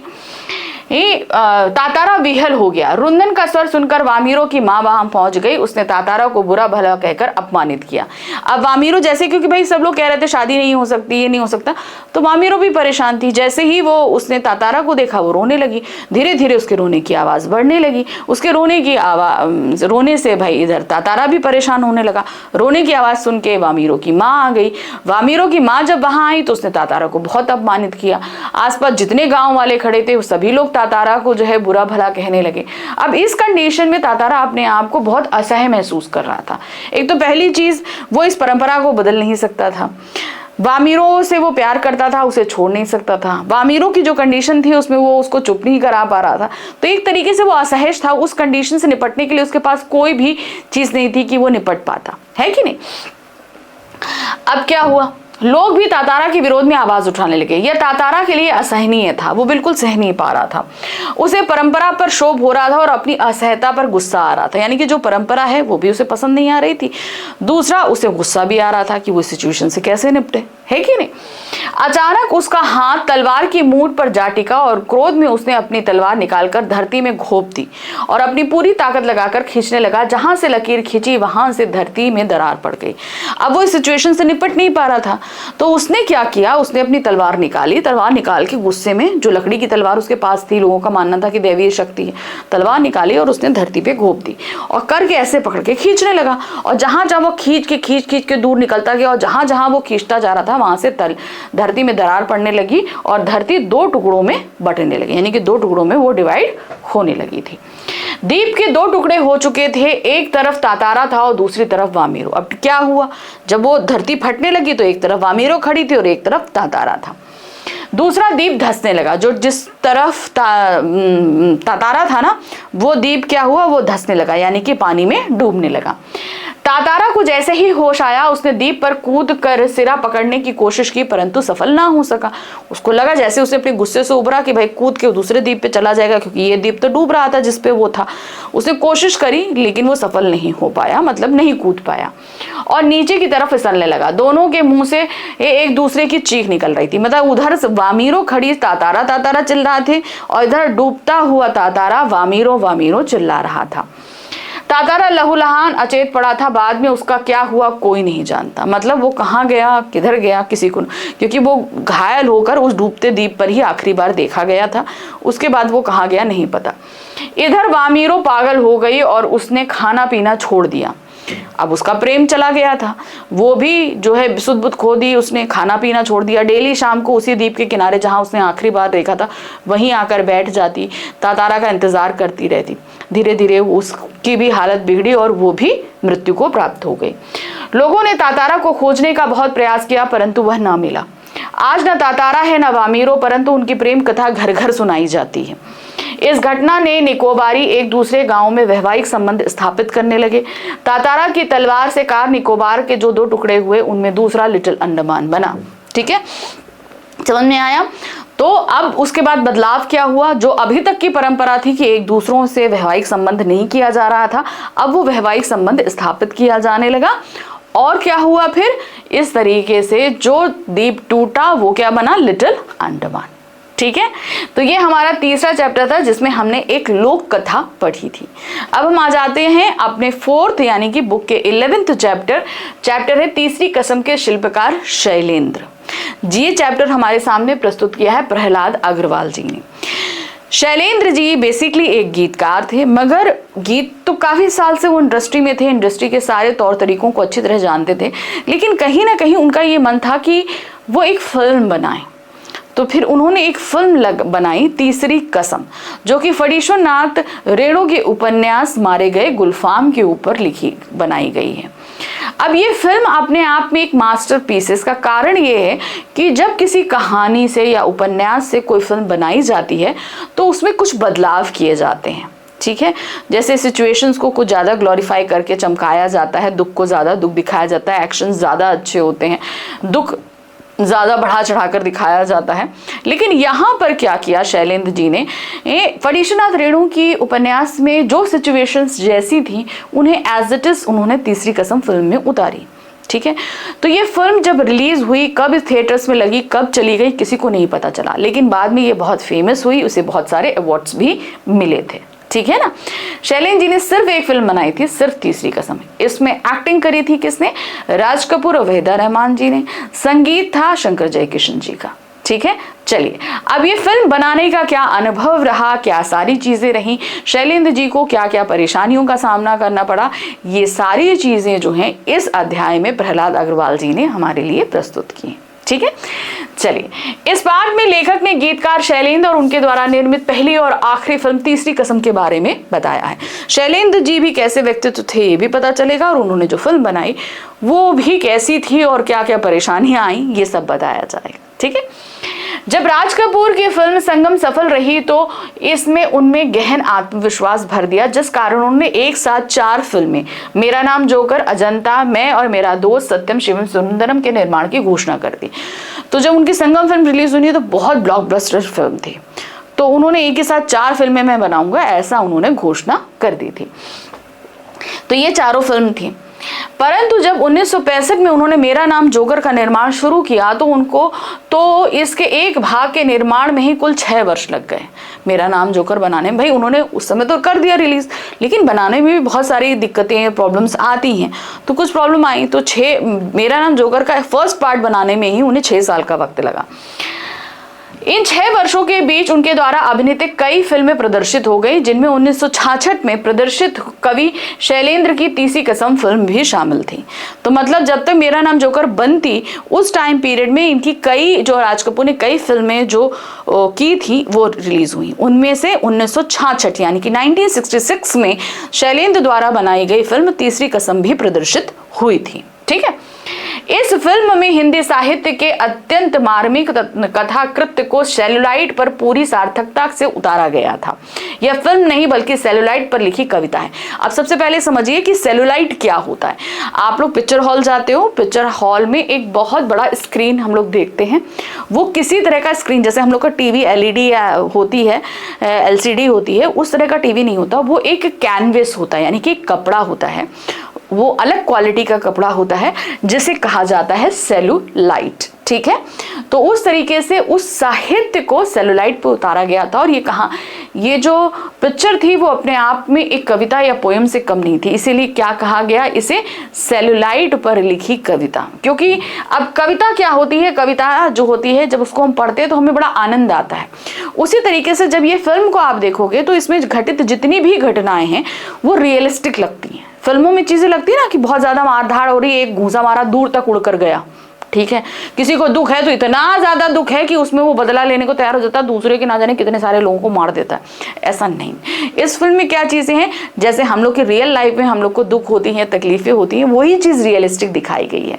तो वो देखने में जो आनंद आता है वो कविता को पढ़ने के आनंद के जैसे है, इसीलिए इसे सेलुलाइट पे लिखी कविता कहा गया है। ठीक है, क्वेश्चन आता है कि भाई क्या कहते हैं, तीसरी कसम फिल्म को सेलुलाइट पे लिखी कविता क्यों कहा गया है, तो उसके आंसर में आप ये लिख सकते हो। ठीक है, इस फिल्म को राष्ट्रपति स्वर्ण पदक मिला, बंगाल फिल्म जर्नलिस्ट एसोसिएशन द्वारा सर्वश्रेष्ठ फिल्म और कई अन्य पुरस्कार से सम्मानित किया गया। मतलब जब ये फिल्म रिलीज की गई तो कहीं ना कहीं फ्लॉप हो गई, कब आई कब गई, लेकिन बाद में इसे बहुत सारे पुरस्कार मिले।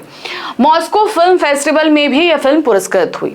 इस फिल्म में शैलेंद्र ने अपनी संवेदनशीलता को अच्छी तरह दिखाया और राज कपूर का अभिनय भी उतना ही अच्छा था।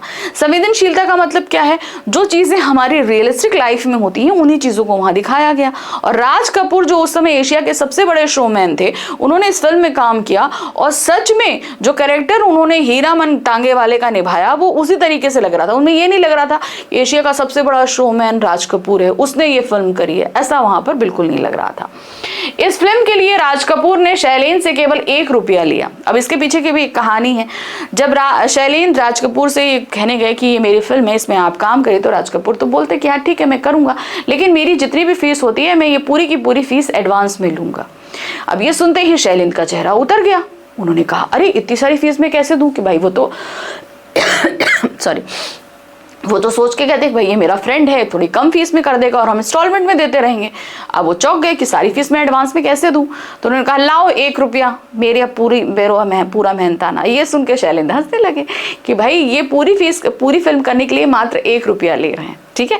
तो वो उनके दोस्त थे, इसलिए इस तरीके से थोड़ा सा उन्होंने माहौल हल्का किया।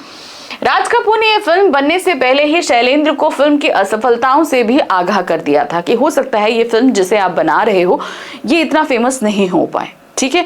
क्योंकि आप एक पूरे साहित्य को फिल्म में उतारने की कोशिश कर रहे हो, लेकिन आजकल थोड़ा मसाला फिल्मों का दौर है। अगर उसमें मसाला नहीं डालते तो शायद फिल्में चलती नहीं है। तो इसी वजह से उन्होंने आगाह किया था कि शायद ये फिल्म ना चले। परंतु फिर भी शैलेंद्र यह फिल्म बनाई क्योंकि उनके लिए धन संपत्ति से अधिक महत्वपूर्ण उनकी आत्मसंतुष्टि थी। उन्होंने ये फिल्म किसी भी तरह का पैसा कमाने या पब्लिसिटी पाने के लिए नहीं किया था। वो अपने सेल्फ सेटिस्फेक्शन के लिए इस फिल्म को बना रहे थे, यानी कि आत्मसंतुष्टि के लिए इस फिल्म को बनाना चाहते थे। महान फिल्म होने पर भी तीसरी कसम को प्रदर्शित करने के लिए बहुत मुश्किल से वितरक मिले। अब चूंकि फिल्म को डिस्ट्रीब्यूटर भी इसलिए नहीं ले रहे थे क्योंकि उन्हें कहीं ना कहीं डर लग रहा था कि शायद ये फिल्म ज्यादा कमाए नहीं। बावजूद इसके कि फिल्म में राज कपूर और वहीदा रहमान जैसे सितारे थे, शंकर जयकिशन का संगीत था, फिल्म के गाने पहले ही लोकप्रिय हो चुके थे, लेकिन फिल्म को खरीदने वाला कोई नहीं था क्योंकि फिल्म में संवेदना आसानी से समझ में आने वाली नहीं थी, क्योंकि ये संवेदना ही हमारे आम जिंदगी जैसी थी, इसलिए लोगों को ज्यादा समझ में आने वाली नहीं थी। फिल्म में इतने बड़े बड़े कलाकार थे, इतना अच्छा संगीत था जो पहले ही लोगों की जुबान पर चढ़ चुका था, लेकिन तब भी वितरक खरीदने के लिए तैयार नहीं थे। इसलिए फिल्म का प्रचार भी कम हुआ। जब डिस्ट्रीब्यूटर्स नहीं लेंगे तो पब्लिसिटी भी उतनी नहीं होगी। यह कब आई कब गई पता नहीं चला, यानी कि कब थिएटर्स में लगी कब उतर गई किसी को पता नहीं चला। शैलेंद्र 20 सालों से इंडस्ट्री में थे और उन्हें वहां के तौर तरीके भी मालूम थे, परंतु वे इनमें उलझकर अपनी आदमियत नहीं खो सकते थे। वो जानते थे कि ये फिल्म इंडस्ट्री बहुत ज्यादा दिखावे वाली कंपनी मतलब इंडस्ट्री है, तो वो एक इंसानियत उनके अंदर थी, उन्होंने कभी वो इंसानियत खो नहीं। उन्होंने ये जानते थे कि चाहते तो भाई उस फिल्म में बहुत सारी मसाला डाल सकते थे कि भाई ये फिल्म ज़्यादा नहीं चल पा रही है, चलो मसाला डाल देते हैं, पैसे कमा लेंगे, पब्लिसिटी भी हो जाएगी, सब कुछ हो जाएगा, लेकिन उन्होंने नहीं किया। वो अपने जिन सिद्धांतों में थे उसी सिद्धांतों को लेकर उन्होंने ये फिल्म बनाई और प्रदर्शित भी करी। चलिए, अब इन्होंने जैसे ये बात कही नहीं, आदमियत नहीं खो सकते थे, तो इसी पर उन्होंने एक इंसिडेंट और बताया। क्या बताया? श्री 420 के एक लोकप्रिय गीत 10 दिशाएं कहेंगी अपनी कहानियां पर संगीतकार जयकिशन ने आपत्ति करते हुए कहा कि दर्शक 4 दिशाएं तो समझ सकते हैं परंतु 10 नहीं। शैलेंद्र गीत बदलने को तैयार नहीं थे। उनका मानना था कि दर्शक की रुचि की आड़ में हमें उन पर उथलेपन नहीं थोपना चाहिए। अब देखिए, जैसे हम लोग जानते हैं 4 दिशाएं हैं, ठीक है, तो इसी में फिल्म श्री 420 का बहुत फेमस गाना है, कहेंगी 10 दिशाएं प्रेम की कहानियां। तो भाई अगर हम ये सुनते हैं तो 10 दिशाएं कहाँ होती, क्योंकि हम लोग सीधे सीधे 4 दिशाएं जानते हैं, पूर्व पश्चिम उत्तर दक्षिण, है कि नहीं। तो जब फिल्म में ये 10 दिशाएं आई तो उस समय उनके संगीतकार ने कहा कि भाई आप ये 10 दिशाएं बदलकर 4 दिशाएं कर दो, क्योंकि दर्शक और श्रोता ये 10 दिशाएं नहीं समझेंगे। तो यहाँ पर शैलेंद्र ने सीधे सीधे एक बात कही कि भाई मैं क्या कहते हैं, गाने की आड़ में या फिल्म इंडस्ट्री के लिए हम सही बातें अपने दर्शक के सामने परोसना बंद नहीं करेंगे। अगर वो नहीं जानते हैं तो कम से कम ये चीज उनके सामने जब हम रखेंगे तो वो जानने की तो कोशिश करेंगे कि भाई 10 दिशाएं क्या होती हैं। तो उन्होंने गाने के बोल बदलने से सीधे मना कर दिया कि 10 दिशाएं हैं तो 10 ही दिशाएं ही रहेंगी। आज भी ये गाना आप सुनोगे तो 10 दिशाएं ही आपको मिलेंगी। उनका मानना था कि दर्शकों की रुचि की आड़ में हम उन पर उथलापन नहीं थोपना चाहिए। शैलेंद्र ने झूठे अभिजात्य को कभी नहीं अपनाया, ठीक है, मतलब दिखावा उन्होंने कभी नहीं किया। एक शांत नदी के प्रवाह और समुद्र की गहराई लिए वो व्यक्ति थे, मतलब वो एक वास्तविक जिंदगी में जीते थे और दर्शकों को वही वास्तविकता वो परोसना चाहते थे, इसीलिए दिल से वो सुकून महसूस करते थे। तीसरी कसम फिल्म उन चुनिंदा फिल्मों से है जिन्होंने साहित्य रचना से 100% न्याय किया है। शैलेंद्र ने राज कपूर जैसे स्टार को हीरामन बना दिया और छीट की सस्ती साड़ी में लिपटी हीराबाई ने वहीदा रहमान की प्रसिद्ध ऊंचाइयों को भी पीछे छोड़ दिया। तो मतलब उसमें वहीदा रहमान की एक्टिंग हो या राज कपूर की एक्टिंग हो, उस समय दोनों इंडस्ट्री के फेमस कलाकार थे, लेकिन दोनों ने क्या किया, अपनी पूरी जो पहचान थी वो कहीं छोड़ दी और उस समय उस फिल्म में वो हीराबाई और हीरामन ही थे। यह फिल्म वास्तविक दुनिया का पूरा स्पर्श कराती है, यानी कि जो रियल लाइफ होती है उसको उन्होंने एज इट इज जो है वहां उतारा है। इस फिल्म में दुख का सहज चित्रण किया गया है, नहीं कि नेचुरल जो सैडनेस होती है वो चीज दिखाई गई है। मुकेश की आवाज में शैलेंद्र का गीत सजनवा बैरी हो गए हमारे चिट्ठिया हो तो हर कोई बाँचे बाँचे भाग न बाँचे कोई अद्वितीय बन गया, ये गाना बहुत फेमस हुआ। अभिनय की दृष्टि से यह राज कपूर की जिंदगी का सबसे हसीन फिल्म थी, यानी कि इस फिल्म में उनकी एक्टिंग सबसे बेहतरीन एक्टिंग मानी जाती है। वे इस फिल्म में मासूमियत की चरमोत्कर्ष को छूते हैं, बहुत ही इनोसेंट से हैं। तीसरी कसम में राज कपूर ने जो अभिनय किया वो उन्होंने जागते रहो में भी नहीं किया। जागते रहो भी उनकी बहुत फेमस फिल्म थी, लेकिन तीसरी कसम अपने आप में ही एक अलग थी। इस फिल्म में ऐसा लगता है मानो राज कपूर अभिनय नहीं कर रहा है, वह हीरामन ही बन गया, यानी एक्टिंग नहीं कर रहा है, वो सच में हीरामन ही ऐसा लग रहा है। राज कपूर के अभिनय जीवन का वह मुकाम है जब वह एशिया के सबसे बड़े शोमैन के रूप में स्थापित हो चुके थे। तीसरी कसम पटकथा मूल कहानी लेखक फणीश्वरनाथ रेणु ने स्वयं लिखी है और कहानी का हर अंश फिल्म में पूरी तरह स्पष्ट है। तो जो इसका मेन उपन्यास है मारे गए गुलफाम, वो फणीश्वरनाथ रेणु ने ही लिखा था। फिर उस उपन्यास से जब इसकी स्क्रीन प्ले लिखा गया, यानी कि पटकथा लिखी गई, तो वो काम भी फणीश्वरनाथ रेणु ने ही किया था है। तो इसीलिए ये फिल्म अपने आप में एक अद्वितीय फिल्म निकलकर सामने आई है। ठीक है, चलिए, तो अभी तक हमारे हो गए कितने? 4 चैप्टर। अब हम आ गए अपने 5वें चैप्टर पे। टोटल 7 चैप्टर हैं, तो हम अपने 5th चैप्टर में हैं, जहां पर हमारे पास चैप्टर है अब कहां दूसरे के दुख में दुखी होने वाले। ये चैप्टर हमारे सामने प्रस्तुत किया है निदा फाजली जी ने। इस चैप्टर में उन्होंने बहुत सारे पैगंबरों, बहुत सारे उपदेशकों के बारे में हमें बताया है कि किस तरीके से वो दूसरों के दुखों में दुखी रहते थे। उसी के साथ इन्होंने अपनी माँ के बारे में भी बताया है और किस तरीके से आधुनिकता और जनसंख्या की बढ़ोतरी के कारण जो हमारे जंगल कट रहे हैं, उनसे पशु पक्षी बहुत परेशान हो रहे हैं। ये सारी चीज़ों मतलब एक इस जो चैप्टर में उन्होंने बहुत सारी चीज़ें हमारे सामने रखी हैं। यानी कि आज के समय में दूसरे मनुष्यों, जानवरों को देखकर लोग दुखी नहीं होते। लोग आजकल सेल्फ सेंटर्ड हो गए हैं, अपनी तरफ ही ध्यान केंद्रित करते हैं। ये चीज़ उन्होंने सीधे सीधे इस चैप्टर से बताने की कोशिश करी है कि पहले के लोग, पशु पक्षियों को भी तकलीफ होती थी तो वो बहुत दुखी हो जाते थे, मगर आज क्या है, व्यक्ति इंसानों को देखकर भी दुखी नहीं होता। चलिए, इस पाठ में लेखक ने मानव द्वारा अपने स्वार्थ के लिए किए गए धरती पर अत्याचारों से अवगत कराया है कि व्यक्ति ने अपने स्वार्थ के लिए किस तरीके से धरती पर अत्याचार किए हैं। जाहिर सी बात है, हमने प्रगति और औद्योगिकरण के नाम पर क्या किया है, जंगलों को काटा है, धरती को नुकसान पहुंचाया है, समुद्र को पीछे धकेलकर समुद्र की जमीन भी हथियाने की कोशिश करी है हमने, है कि नहीं। पाठ में बताया गया है कि किस तरह मानव की ना मिटने वाली भूख ने धरती के तमाम जीव जंतुओं के साथ खुद के लिए भी मुसीबत खड़ी कर ली है। यानी कि जो हम ये प्रगति के नाम पर अंधाधुंध कटाई कर रहे हैं, सब कुछ कर रहे हैं, तो ये सिर्फ धरती के लिए नुकसानदेह नहीं है, पशु पक्षियों के लिए नुकसानदेह नहीं है, खुद ये नुकसान हमने अपने लिए भी खड़ा कर लिया है। आज संकट ऐसा आ गया है कि मानव सभ्यता के अस्तित्व पे भी खतरा मंडराने लगा है। ईसा से 125 वर्ष पहले एक बादशाह थे जिनका नाम बाइबल के अनुसार सोलोमन था। क्या नाम था? सोलोमन था। उन्हें कुरान में सुलेमान कहा गया। वह सिर्फ मानव जाति के ही राजा नहीं थे, बल्कि छोटे बड़े पशु पक्षियों के भी राजा थे। जैसे मैंने बताया ना, इस पार्ट में वो बहुत सारे पैगंबरों और उन सब के बारे में बताएंगे। तो इन्होंने क्या बताया है, 125 में जो बाइबल के अनुसार से सोलोमन और कुरान के नाम से सुलेमान थे। तो वो क्या थे? वो सिर्फ एक राजा नहीं थे, पूरी मानव जाति, क्योंकि वो सभी पशु पक्षियों की आवाज सुन सकते थे और उनसे बातें कर सकते थे। वे छोटे बड़े पशु पक्षियों के राजा थे। वह इन सब की भाषा जानते थे। एक बार वे अपने लश्कर के साथ रास्ते से गुजर रहे थे। उस रास्ते में कुछ चींटियां घोड़ों की टापों की आवाजें सुनकर अपने बिलों की तरफ वापस चली पड़ी। ठीक है, जैसे घोड़े आते हैं तो वाइब्रेशन होता है, तो चींटियों ने कहा कि भाई बहुत बड़ा लश्कर आ रहा है, अपने अपने बिलों में वापस चलो। इस पर सोलोमान ने उनसे घबराने को ना कहते हुए कहा कि खुदा ने उन्हें सबका रखवाला बनाया है, वह मुसीबत नहीं बल्कि सबके लिए मोहब्बत है।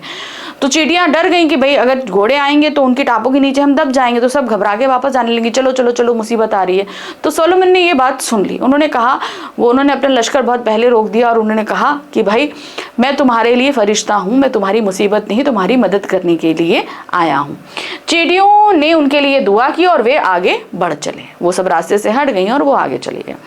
ऐसी एक घटना का जिक्र करते हुए सिंधी भाषा के महाकवि शेख अयाज ने अपनी आत्मकथा में लिखा है। वैसे ही एक और सिंधी भाषा के कवि हैं शेख अयाज, उन्होंने अपनी आत्मकथा लिखी तो उसमें उन्होंने अपने पिताजी के बारे में बताया कि जिस तरीके से सोलोमन जो है पशु पक्षियों और चींटियों तक का ख्याल रखते थे, उसी तरीके से उन्होंने अपने पिताजी के बारे में बताया कि वो किस तरीके से चींटों का भी ख्याल रखते थे। ठीक है, देखिए क्या। एक दिन उनके पिता कुएं से नहाकर घर लौटे तो माँ ने भोजन परोसा। जब उन्होंने रोटी का एक कौर तोड़ा तभी उन्हें अपनी बाजू पे एक काला चोटा रेंगता हुआ दिखाई दिया। वे भोजन छोड़कर उठ खड़े हुए और पहले उस बेघर च्योटे को वापस उसके घर कुएं पर छोड़ आए। उनको लगा कि भाई जैसे उन्होंने खाना खाने कुएं पे गए थे, नहा के आए, बैठे, माँ ने खाना परोसा, वो खाने लगे, भाई जमीन पे बैठ गए। पहली बाइट ली, मुंह तक जा ही रहते, देखा कि एक चेटा जो है यहाँ वहां पर चल रहा है, तो वो तुरंत खाना छोड़ के उठ गए। तो उनकी माँ ने पूछा भाई क्या हुआ? तो उन्होंने कहा भाई ये एक चींटे को हम कहीं बेघर ना कर दें। तो वो उठकर फिर से कुएं में गए और वहां जाकर उस चींटे को झाड़ा। हम में से कोई होता तो हम लोग वहीं झाड़ देते ऐसे करके। जो कुएं से और घर तक का डिस्टेंस बहुत दूर था, तो उन्होंने कहा अगर हम यहाँ झाड़ देंगे तो वो बेचारा अपने घर से दूर हो जाएगा। तो वो फिर से कुएं में गए, कुएं पर वहां जाकर उस चींटे को उतारा कि भाई वो यहाँ ढूंढ कर ये जगह उसकी घर की है, अपने घर पहुंच जाएगा। खड़े हुए पहले उस बेघर चोटे को वापस उसके घर कुएं पर छोड़ आए। बाइबिल और अन्य ग्रंथों में नूह नाम के एक पैगंबर का जिक्र मिलता है जिनका असली नाम लश्कर था। ठीक है, नूह पैगंबर मिलता है लेकिन उनका असली नाम क्या था? लश्कर। अब नूह कैसे पड़ा ये बताया जाएगा, पर अरब में उन्हें नूह नाम से याद किया जाता है क्योंकि वे पूरी जिंदगी रोते रहे। वो जितने उनकी लाइफ रही वो पूरी जिंदगी रोते रहे, इसलिए उनको क्या नाम कहा गया? नूह कहा गया। अब इनके रोने के पीछे का कारण क्या था? एक बार इनके सामने से एक घायल कुत्ता गुजरा। चूंकि इस्लाम में कुत्ते को गंदा माना जाता है, इसलिए इन्होंने उसे गंदे कुत्ते दूर हो जा कहा। ठीक है, कुत्ता निकला, उनका गंदे कुत्ते दूर हो जाओ। तो भाई कुत्ते को बड़ा बुरा लगा। तो कुत्ते ने क्या कहा?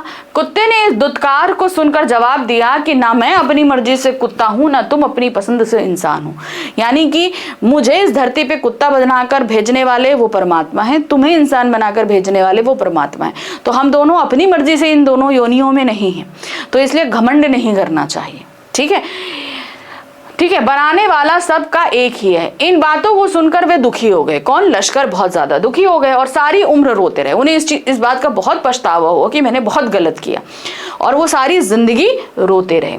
महाभारत में भी एक कुत्ते ने युधिष्ठिर का साथ अंत तक दिया था। फिर उन्होंने कुत्ते को बताया, कहा गया था जब ये लोग महाभारत के युद्ध के बाद कुछ साल शासन करने के बाद ये हुए कि भाई हमें भगवान के पास जाना है, तो भगवान के पास जा रहे थे, रास्ते में करते करते सब एक एक करके मरने लगे, खाली युधिष्ठिर ही स्वर्ग के द्वार तक पहुंचे, और स्वर्ग के द्वार तक उनके साथ सिर्फ एक कुत्ता बचा था, कोई भी नहीं बचा था।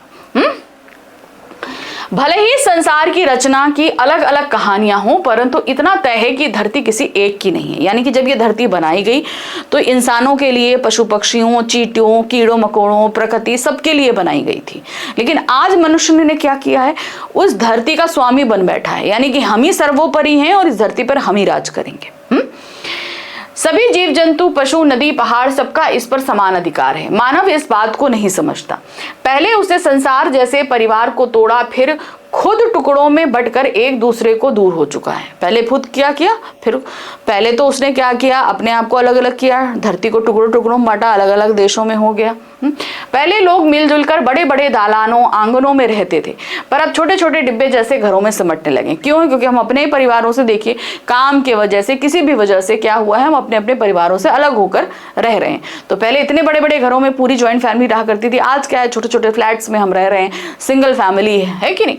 बढ़ती हुई आबादी के कारण समंदर को पीछे सरकाना पड़ रहा है। अब देखिए आप दुबई की जगह शहरों में देखिए एक पाम आइलैंड है, धरती के समुद्र के बीच ही नई धरती बना दी गई है।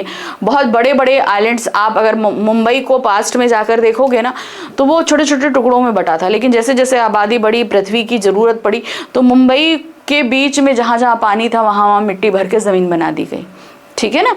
तो इस तरीके से क्या किया, समुद्र को पीछे ढकेला और उसकी जगह भी ले ली। पेड़ों को रास्ते से हटाना पड़ा, जिस कारण फैले प्रदूषण ने पक्षियों को भगाना शुरू कर दिया। पेड़ों पर पक्षी रहते थे, अब प्रगति के नाम पे हमने पेड़ हटाए तो पक्षी भी थे, पक्षी भी पीछे भागे। बहुत पक्षी तो पीछे जंगलों में चले गए, लेकिन आज बहुत सारे पक्षी क्या है, हमारे घरों में ही घोंसले बनाकर वहीं अंडे दे रहे हैं कि नहीं दे रहे। नेचर की भी सहन शक्ति होती है, इसके गुस्से का नमूना हम कई बार अधिक गर्मी, जलजले, सैलाब आदि के रूप में देख लेते हैं। भाई प्रकृति भी किस हद तक बर्दाश्त करेगी, जब वो गुस्सा होती है तो वो भी वापस जो है क्या करती है, वो बहुत ज़्यादा गर्मी हो जाती है, क्या कहते हैं, भूकंप आ जाते हैं, बाढ़ आ जाती है, तूफान आ जाते हैं, ये होता है। लेखक की माँ कहती थी कि शाम ढलने पर पेड़ के पत्ते मत तोड़ो, वे रोएंगे, दिया बाती के वक्त फूल मत तोड़ो, दरिया पर जाओ तो सलाम करो, कबूतरों को मत सताया करो और मुर्गे को परेशान मत करो, वह अजान देते हैं। तो यानी कि पेड़ पौधे, पशु पक्षी कहीं ना कहीं हमारे जीवन में हमें बहुत ज़्यादा हेल्प करते हैं, इसलिए इनको परेशान नहीं किया जाता है। देखिए हम लोग के माँ बाप भी ये चीज़ कहते हैं ना कि शाम के वक्त पेड़ पौधे को नहीं हाथ लगाना चाहिए। लेखक बताते हैं उनका ग्वालियर में मकान था। अब लेखक खुद अपने और अपनी माँ के बारे में बताएंगे, ठीक है। उस मकान के दालान के रोशनदान में कबूतर के एक जोड़े ने अपना घोंसला बना लिया। एक बिल्ली ने उचककर 2 में से 1 अंडा फोड़ दिया। लेखक की माँ दूसरा अंडा बचाने के क्रम में फूट गया। इसकी माफी के लिए उन्होंने दिन भर कुछ नहीं खाया और नमाज अदा करी। अब देखिए क्या हुआ कि उनके ग्वालियर का जो मकान था उसमें दालान थी। दालान मतलब पहले इस तरह सीमेंटेड छतें नहीं पड़ती थी, तो बड़ी बड़ी लकड़ी की दालानें बनाई जाती थी। तो उसमें कहीं पर एक सुराख रोशनदान था, तो वहां पर एक कबूतर के जोड़े ने घोंसला बनाया और उसमें 2 अंडे दिए। तो बिल्ली एक दिन वहां पर उचक कर गई उनके उसमें, और उसने क्या किया, 1 अंडा नीचे गिरा दिया और तोड़ दिया। जब लेखक की माँ ने ये चीज़ देखी तो उन्हें बड़ा अफसोस हुआ। उन्होंने कहा कि चलो 1 अंडा बचा लेते हैं। तो उन्होंने वो 1 अंडा बचाने की कोशिश में उनसे वो दूसरा अंडा भी फूट गया। तो अब कबूतर बड़ा परेशान, निराश, चीची करते इधर उधर टहल रहे थे, गुटर करते। तो माँ को बड़ा अफसोस हुआ, वो बहुत रोती रही पूरा दिन। उन्होंने नमाज अदा करी, उन्होंने रोज़ा रखा, यानी कि कुछ ना खाया ना कुछ पिया, और वो उस चीज़ के लिए माफ़ी मांगती रही। यानी कि एक कबूतर का अंडा टूट जाने का इतना अफसोस था, एक कबूतर के लिए इतना वो दुखी थी। अब लेखक मुंबई के वर्सोवा में रहते हैं। अब इन्होंने अपनी माँ के बारे में बताया, वहाँ कबूतर थे, ये इस तरीके से हुआ। अब यहाँ पर वो बताएंगे किस तरीके से उनके वर्सोवा के मकान में भी कबूतरों ने जो घोंसला बनाया था। पहले यहाँ पेड़, परिंदे, दूसरे जानवर रहते थे, परंतु अब यहाँ शहर बन चुका है, ठीक है। वर्सोवा पहले जंगल हुआ करता था, लेकिन मुंबई की जैसे जैसे आबादी बढ़ी, अब वहाँ पे भी पूरा मकान बन गए हैं। दूसरे पशु पक्षी इन्हें छोड़कर जा चुके हैं, और जो नहीं गए इधर उधर डेरा डाल लेते हैं। तो बहुत तो पीछे जंगल में चले गए, जैसे जैसे जंगल कटता गया वो और अंदर जंगल में चलते चले गए, लेकिन कुछ क्या थे, उन्होंने यहीं पर शहरों में ही रहना पसंद कर लिया। लेखक के फ्लैट में भी 2 कबूतरों ने एक मचान पर अपना घोंसला बनाया। बच्चे भी छोटे थे, मतलब अंडे दिए उसमें से बच्चे भी निकल आए। खिलाने पिलाने की जिम्मेदारी बड़े कबूतरों पर थी। भाई बच्चे तो जाते नहीं है, तो बड़े कबूतर खिलाते हैं। वे दिन भर आते जाते रहते। लेखक और उनकी पत्नी को इससे परेशानी होती, इसलिए उन्होंने जाली लगाकर उन्हें बाहर कर दिया। अब क्या हुआ, घोंसला बनाया उनकी बालकनी वगैरह में, जहाँ पे भी बनाया हो, बालकनी बनाया था। बार बार आना जाना करते रहते, जिसके चलते उनके घर में गंदगी होती, सामान गिरता, उनकी किताबें खराब होती।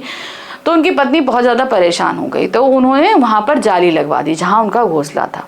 अब बच्चे घोंसला उनका अंदर, कबूतर बाहर।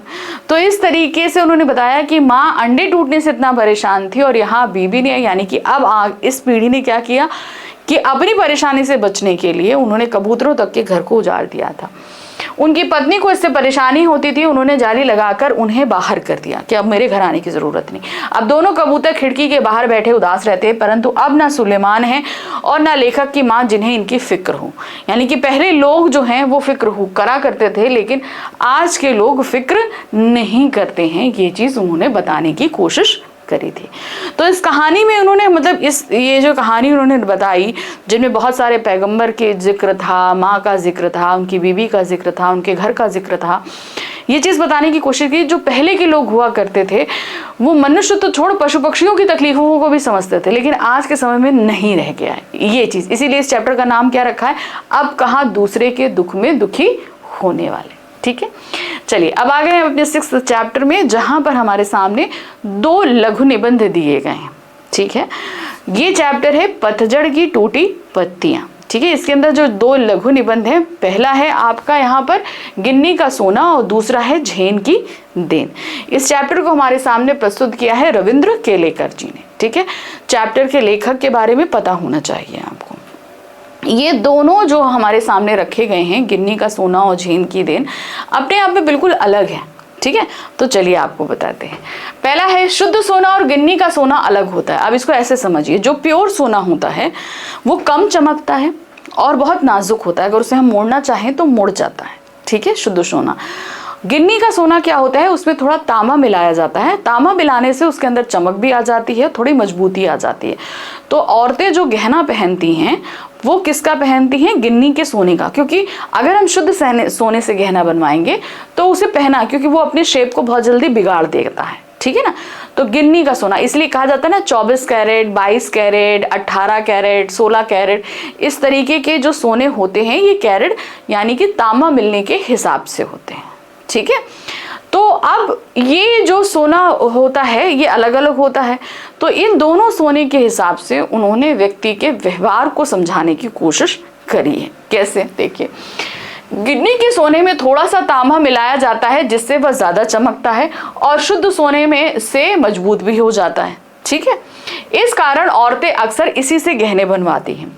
शुद्ध आदर्श भी शुद्ध सोने की तरह होते हैं, परंतु कुछ लोग इन्हें व्यावहारिकता का थोड़ा सा तांबा मिलाकर चलाते हैं, जिन्हें हम प्रैक्टिकल आइडियलिस्ट कहते हैं। कहने का मतलब क्या है, हमारे जो आदर्श होते हैं, हम अपनी लाइफ में कुछ रूल्स बनाते हैं, वो कैसे होते हैं, शुद्ध सोने के जैसे ही होते हैं, ठीक है। अब कुछ लोग क्या करते हैं, उसे अपनी प्रैक्टिकल लाइफ में मिला लेते हैं, तो उन्हें हम बोलते हैं प्रैक्टिकल आइडियलिस्ट। ये 2 एक अलग अलग वर्ड है, इनको समझिए। प्रैक्टिकल का मतलब क्या होता है, प्रैक्टिकल का मतलब आप लोग जानते हैं ना, जो वास्तविकता के साथ चलते हैं। आइडियलिस्ट जो होते हैं, जो अपने सोच, अपनी चीज़ों को लेकर चलते हैं। तो अगर हम अपने आदर्शों को अपनी प्रैक्टिकल लाइफ में मिला लेते हैं तो क्या कहलाते हैं, वो प्रैक्टिकल आइडियलिस्ट, ठीक है। जैसे कि थे महात्मा गांधी, उन्होंने क्या किया था, अपने जीवन के 2 आदर्श सत्य और अहिंसा को अपने जीवन में मिलाया था और जीवन के हर सिचुएशन में, कुछ भी सिचुएशन हो, उन्हें फॉलो जरूर करते थे, है कि नहीं। परंतु वक्त के साथ उनके आदर्श पीछे हटने लगते हैं और व्यवहारिकता, सूझबूझ ही केवल आगे आने लगती है, यानी सोना पीछे रह गया और केवल तांबा आगे रह जाता है। धीरे धीरे क्या होता है, हमारे आदर्श कहीं पीछे रह जाते हैं और हमारे प्रैक्टिकलिस्ट आगे चल जाते हैं, यानी कि सोना कहीं पीछे रह गया, तांबा ही तांबा काम में आता है। अब इसको हम थोड़ी सी एक छोटी सी घटना के हिसाब से समझाते हैं। अगर आपने इस चैप्टर को मेरे पहले भी देखा है तो मैंने यही एग्जांपल आपको दिया था। जैसे हम में से बहुत सारे लोग ये कहते हैं कि हम लोग ट्रैफिक रूल्स को बहुत अच्छी तरह फॉलो करते हैं, कभी ब्रेक नहीं करते और लिटरली कभी नहीं करते, लेकिन अगर वक्त पड़ता है, मान लो उन्हें कहीं जल्दी जाना है, कुछ करना है, तो वो उन रूल्स को ब्रेक कर देते हैं, ठीक है। मान लीजिए ऑफिस के लिए देर हो रही है या स्कूल के लिए देर हो रही है, तो उस समय क्या करते हैं, वो रूल्स को फॉलो कर देते हैं, यानी कि अपने आदर्शों को सिचुएशनली इधर से उधर तोड़ मड़ोड़ कर लेते हैं, ठीक है। तो इसी को वो सिचुएशन कहते हैं कि प्रैक्टिकलिज्म आगे हो गया, आइडियलिज्म पीछे चला गया, ठीक है। यानी कि शुद्ध सोना तो कहीं चला गया और हम तांबे में प्रैक्टिकल लाइफ में आ गए। लेकिन अगर इसी को हम महात्मा गांधी के रूप में देखें तो उन्होंने क्या किया था, सत्य और अहिंसा को अगर उन्होंने अपने जीवन में शामिल किया था तो हर सिचुएशन में उन्होंने उस चीज को फॉलो किया। हर सिचुएशन, किसी सिचुएशन में उसे उन्होंने पीछे नहीं जाने दिया नहीं, कोई भी सिचुएशन हो सत्य पे टिके रहते थे, अहिंसा का पालन करते थे, इसीलिए उन्हें प्रैक्टिकल आइडियलिस्ट कहा गया। कुछ लोग गांधी जी को प्रैक्टिकल आइडियलिस्ट कहते हैं। वह व्यवहारिकता के महत्व को जानते थे, इसीलिए वे अपने विलक्षण आदर्श को चला सके, वरना ये देश उनके पीछे कभी न जाता। जाहिर सी बात है, अगर वो सिचुएशनली अपने आदर्शों को चेंज करते तो इतनी बड़ी भीड़ कभी भी गांधी जी के पीछे नहीं होती। यह बात सही है, परंतु गांधी जी कभी आदर्श को व्यवहारिकता के स्तर पर नहीं उतरने देते थे, बल्कि अपने व्यवहार को आदर्शों के स्तर पर ले जाते थे। अब ये समझिए कि ये सोना है, ठीक है, ये तांबा है, तो हम क्या करते हैं, हम तांबे को सोने में मिलाते हैं, यानी कि सोना ज्यादा रहता है और तांबा कम रहता है। लेकिन कुछ लोग क्या करते हैं, सोने को तांबे में मिलाते हैं, यानी कि तांबे का प्रोपोर्शन ज्यादा और सोने का कम।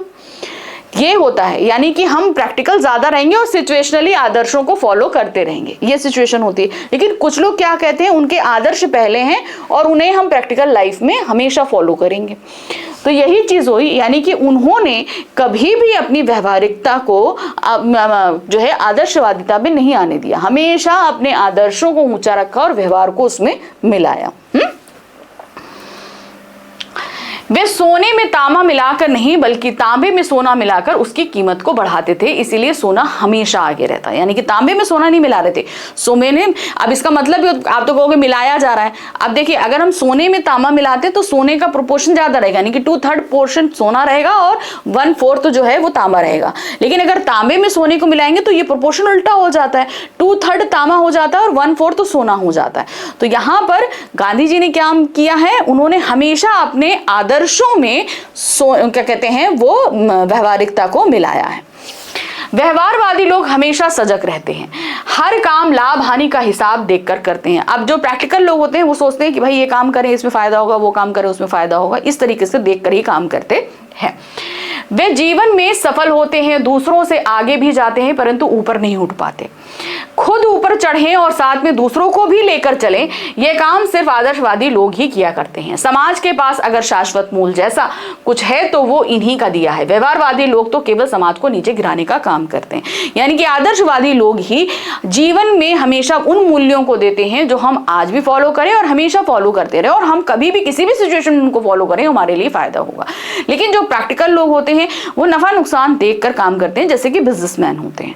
यहाँ हमारा फायदा है तो इस व्यक्ति से अच्छे से बात करो, उससे फायदा नहीं तो उसको धुतकार दो। तो ऐसे लोग हमेशा क्या करेंगे, समाज को नीचे गिराने का ही काम करते हैं। ठीक है, चलिए अब हमारे पास हमारा दूसरा जो निबंध है वो है झेन की देन। झेन की देन एक ये मानसिक रोगियों के ऊपर है, यानी कि जब हम बहुत ज्यादा स्ट्रेस लेते हैं तो क्या होता है, मानसिक रोगी बन जाते हैं। अक्सर हम अपने पास्ट में और आने वाले भविष्य में उलझे रहते हैं, वर्तमान क्या है हम ये ध्यान नहीं देते। ठीक है, अक्सर हम ये करते हैं, मैंने पास्ट में ये किया था, मुझे पास्ट में वो मिला था, हम उसमें रहते हैं।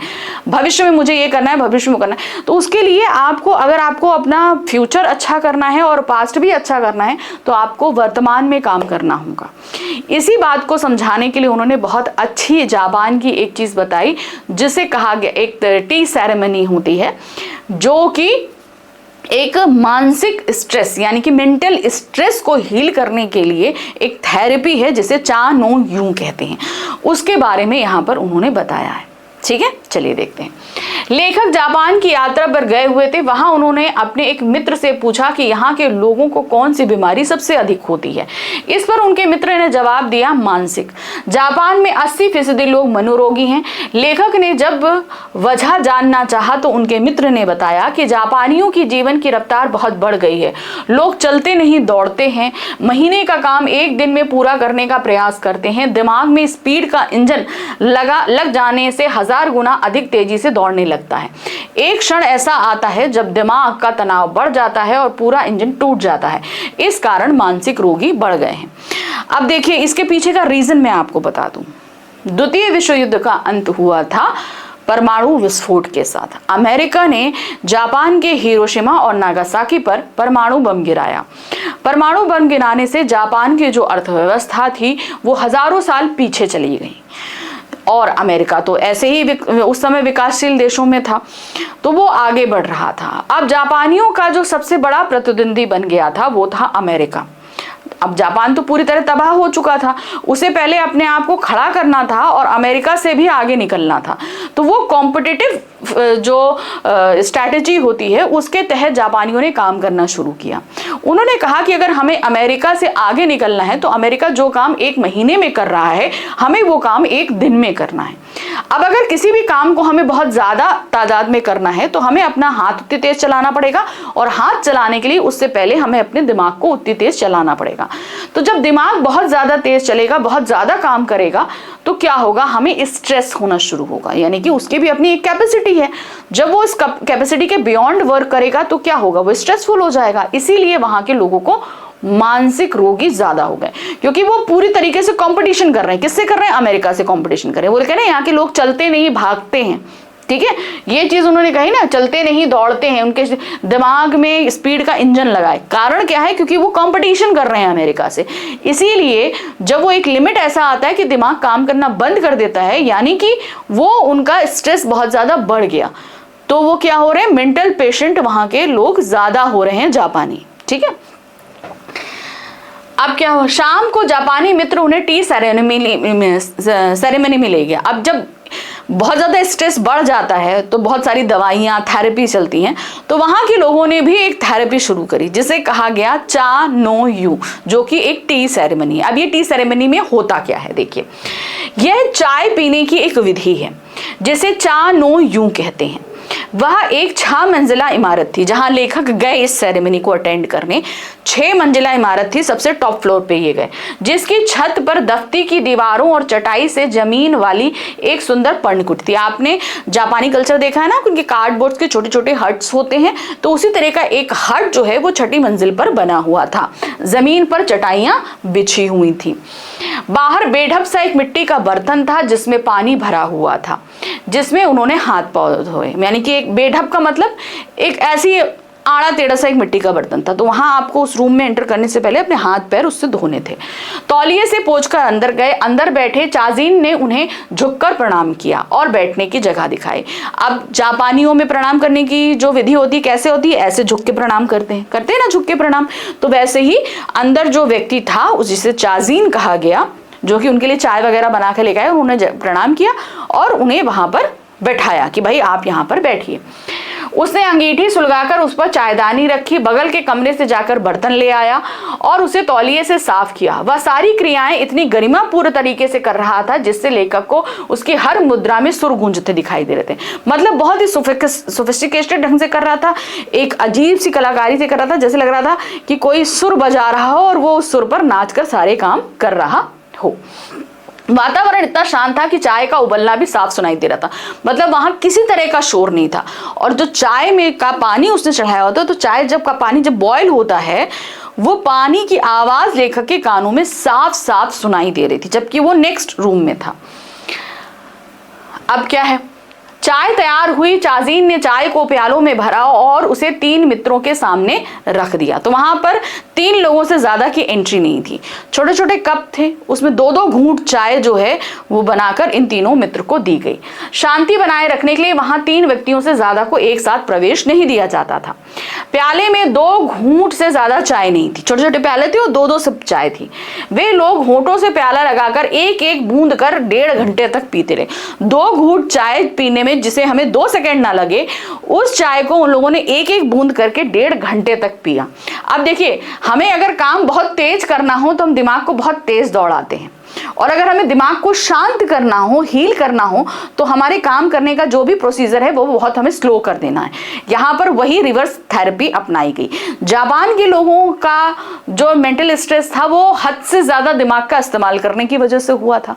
वही यहाँ पर रिवर्स थेरेपी में काम किया गया कि आपको जो भी काम करना है वो इतना स्लो करना है कि दिमाग की कंडीशन ऐसी हो कि वो एकदम सुन्न पड़ने लगे। ठीक है, मतलब जो चाय हम 2 सेकंड में खत्म कर सकते थे, 1 सेकंड में खत्म कर सकते थे, वो चाय इन्हें 1.5 घंटे तक पीनी थी एक एक सिप करके। अब इससे क्या हुआ, जब हम काम धीमे धीमे कर रहे हैं तो हमारा दिमाग भी धीरे धीरे स्लो होने लगता है। पहले 10-15 मिनट तो लेखक उलझन में रहे, परंतु फिर उनके दिमाग की रफ्तार धीरे धीरे धीमी पड़ती गई और फिर बिल्कुल बंद हो गई। ठीक है, अब ये एक थेरेपी का हिस्सा था क्योंकि दिमाग को स्ट्रेस फ्री करना था। तो क्या हुआ, वो काम के चक्कर में दिमाग एकदम बंद हो गया। उन्हें लगा वो अनंत काल में जी रहे हैं। अनंत काल में जीने का मतलब है कि समय बहुत धीमे गुजर रहा है। उन्हें सन्नाटे की भी आवाज सुनाई, वहां पे जो सन्नाटा था उसमें जो एक आवाज होती है वो भी उन्हें सुनाई देने लगी। अक्सर हम भूत काल में जीते हैं या फिर भविष्य काल में, परंतु दोनों काल मिथ्या हैं। यानी कि भूत जो बीत गया उसमें हम कुछ नहीं कर सकते, भविष्य जो आने वाला है उसमें हम कुछ नहीं कर सकते। जो हम कर सकते हैं वो हम वर्तमान में कर सकते हैं। ठीक है, नहीं, वर्तमान ही सत्य है और हमें उसी में जीना चाहिए। चाय पीते पीते लेखक के दिमाग से दोनों काल हट गए। उस वर्तमान क्षण सामने था जो कि अनंत काल जितना विस्तृत था।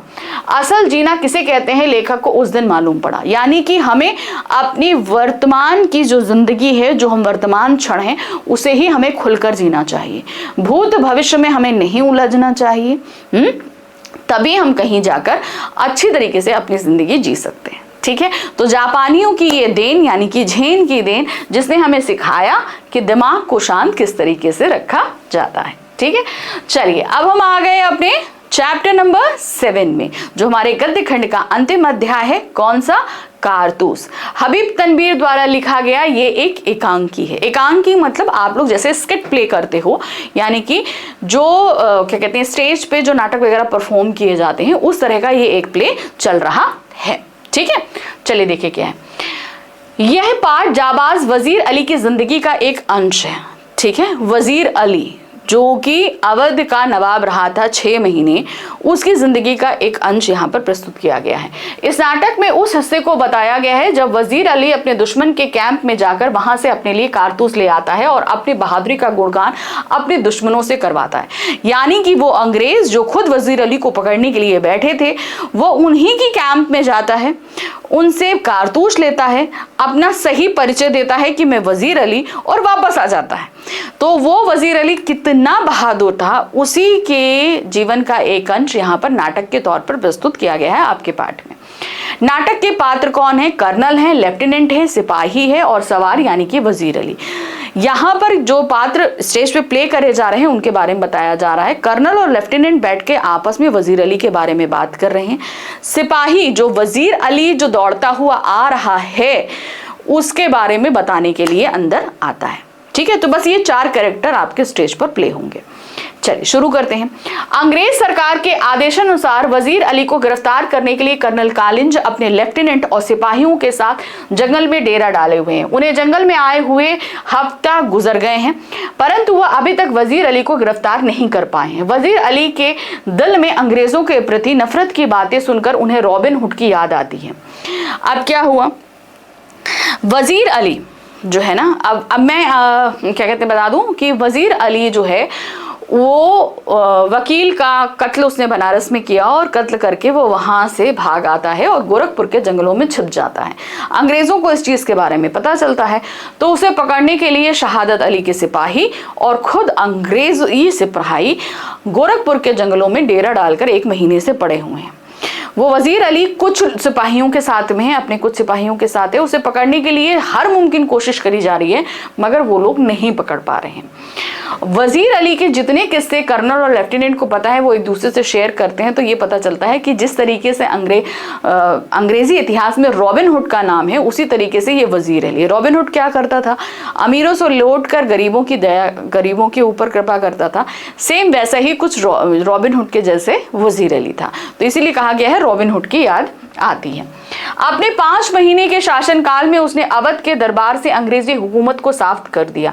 शहादत अली आसफुद्दौला का भाई, साथ ही वजीर अली का दुश्मन भी है, क्योंकि आसफुद्दौला के यहाँ लड़के की कोई उम्मीद नहीं थी, परंतु वजीर अली ने शहादत अली के सारे सपने तोड़ दिए। चलिए अब इसके पीछे शहादत अली और आसफुद्दौला इनकी कहानी हम समझा दें। अवध के नवाब थे आसफुद्दौला, उनका भाई था शहादत अली। ठीक है, आसफुद्दौला की कोई भी औलाद नहीं थी, तो शहादत अली को ये लगता था कि अरे भाई ये जो पूरी गद्दी है अवध की आसफुद्दौला के बाद उन्हीं को मिलेगी, क्योंकि आसफुद्दौला बहुत एजेड थे।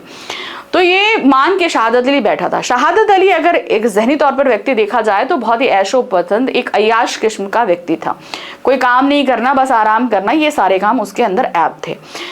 तो आसफुद्दौला के कोई पुत्र नहीं था उन्हें, लेकिन आसफुद्दौला के फिर एक पुत्र हुआ जिसको वजीर अली कहा गया। वजीर अली का जन्म होना यानी कि शहादत अली के सारे सपने टूट जाना, क्योंकि भाई अवध का नवाब आसफुद्दौला के बाद वजीर अली बनेगा। तो शुरू से ही शहादत अली वजीर अली से दुश्मनी मतलब पसंद नहीं करता था। आसफुद्दौला के बाद वजीर अली तख्त पर बैठा। वो मात्र 5 महीने अवध की गद्दी पर बैठा और वो अंग्रेजों से इतना ज्यादा चिढ़ता था कि उसने अवध से अंग्रेजी शासन का नामो निशान मिटा दिया। जब 5 महीने की अपने इस कार्यकाल में उसने ये काम किया तो अंग्रेज कहीं ना कहीं बहुत ज्यादा परेशान हो गए कि भाई इस तरीके से तो अंग्रेज अवध से साफ हो जाएंगे। तो अब अंग्रेज जैसे डिवाइड एंड रूल वाला काम करते हैं, तो उन्होंने शहादत अली को मोहरा बनाया। उन्होंने क्या किया, उन्होंने चाल चली और चाल चल के शहादत अली को गद्दी पे बैठाया और वजीर अली को गिरफ्तार करके बनारस में बैठा दिया। अंग्रेजों को क्या मिला? 10 लाख रुपए मिले और साथ ही साथ अवध का आधी प्रॉपर्टी मिल गई। साथ ही साथ इनडायरेक्टली वहां पे उनका अंग्रेजों का राज भी हो गया, क्योंकि अंग्रेज ये जानते थे कि भाई अंग्रेज ये जानते थे कि भाई अगर इनको हम शहादत अली को बैठा लेंगे तो शहादत अली तो कुछ राजकाज करने वाला नहीं, हम ही करेंगे। ठीक है, हमने वजीर अली को पद से हटाकर 3 लाख रुपए, सॉरी 3 लाख रुपए जो है वजीर अली को दिया, 3 लाख रुपए सालाना देकर बनारस भेज दिया। कुछ महीने बाद गवर्नर जनरल ने उसे कलकत्ता बुलाया। अब भाई अब पहले क्या, आज के समय में हम ट्रैवलिंग बहुत आसानी से कर लेते हैं, लेकिन पहले ट्रैवलिंग इतनी आसानी नहीं थी। कहाँ बनारस, कहाँ कलकत्ता। उसको बनारस में ढाला और कलकत्ता के जो गवर्नर जनरल थे उन्हें बोले कि भाई तुम कलकत्ता आओ। अब बार बार आना जाना इतना आसान नहीं है। तो ये शिकायत लेकर वजीर अली कहाँ पहुंचा, बनारस में ही जो कंपनी का वकील था उसके पास पहुंचा। देखो क्या हुआ, वजीर अली बनारस में रह रहे कंपनी के वकील के पास जाकर पूछा कि उसे कलकत्ता क्यों बुलाया गया है। इस पर वकील ने उसे बुरा भला कह दिया, जिस कारण वजीर अली ने वकील को खंजर से मार दिया। भाई वजीर अली अपनी प्रॉब्लम तुमको बताने के लिए गया था, मगर वो कंपनी का वकील उसकी प्रॉब्लम सुन ही नहीं रहा और उसको उल्टा बुरा भला कह देता है।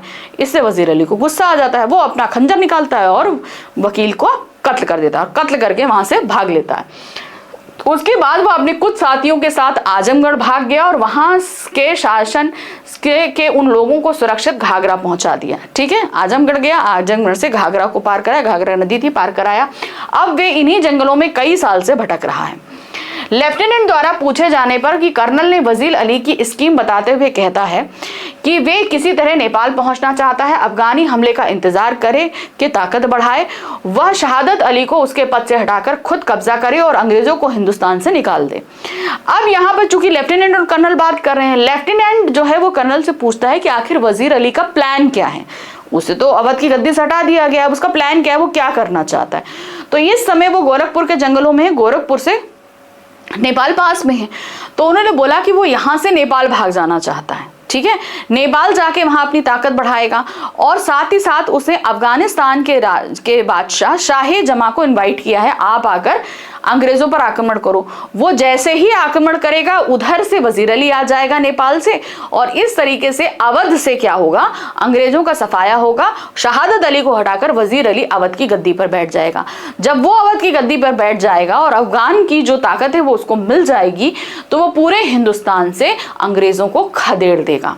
यही वजीर अली का प्लान है। ये चीज कर्नल लेफ्टिनेंट को बताता है।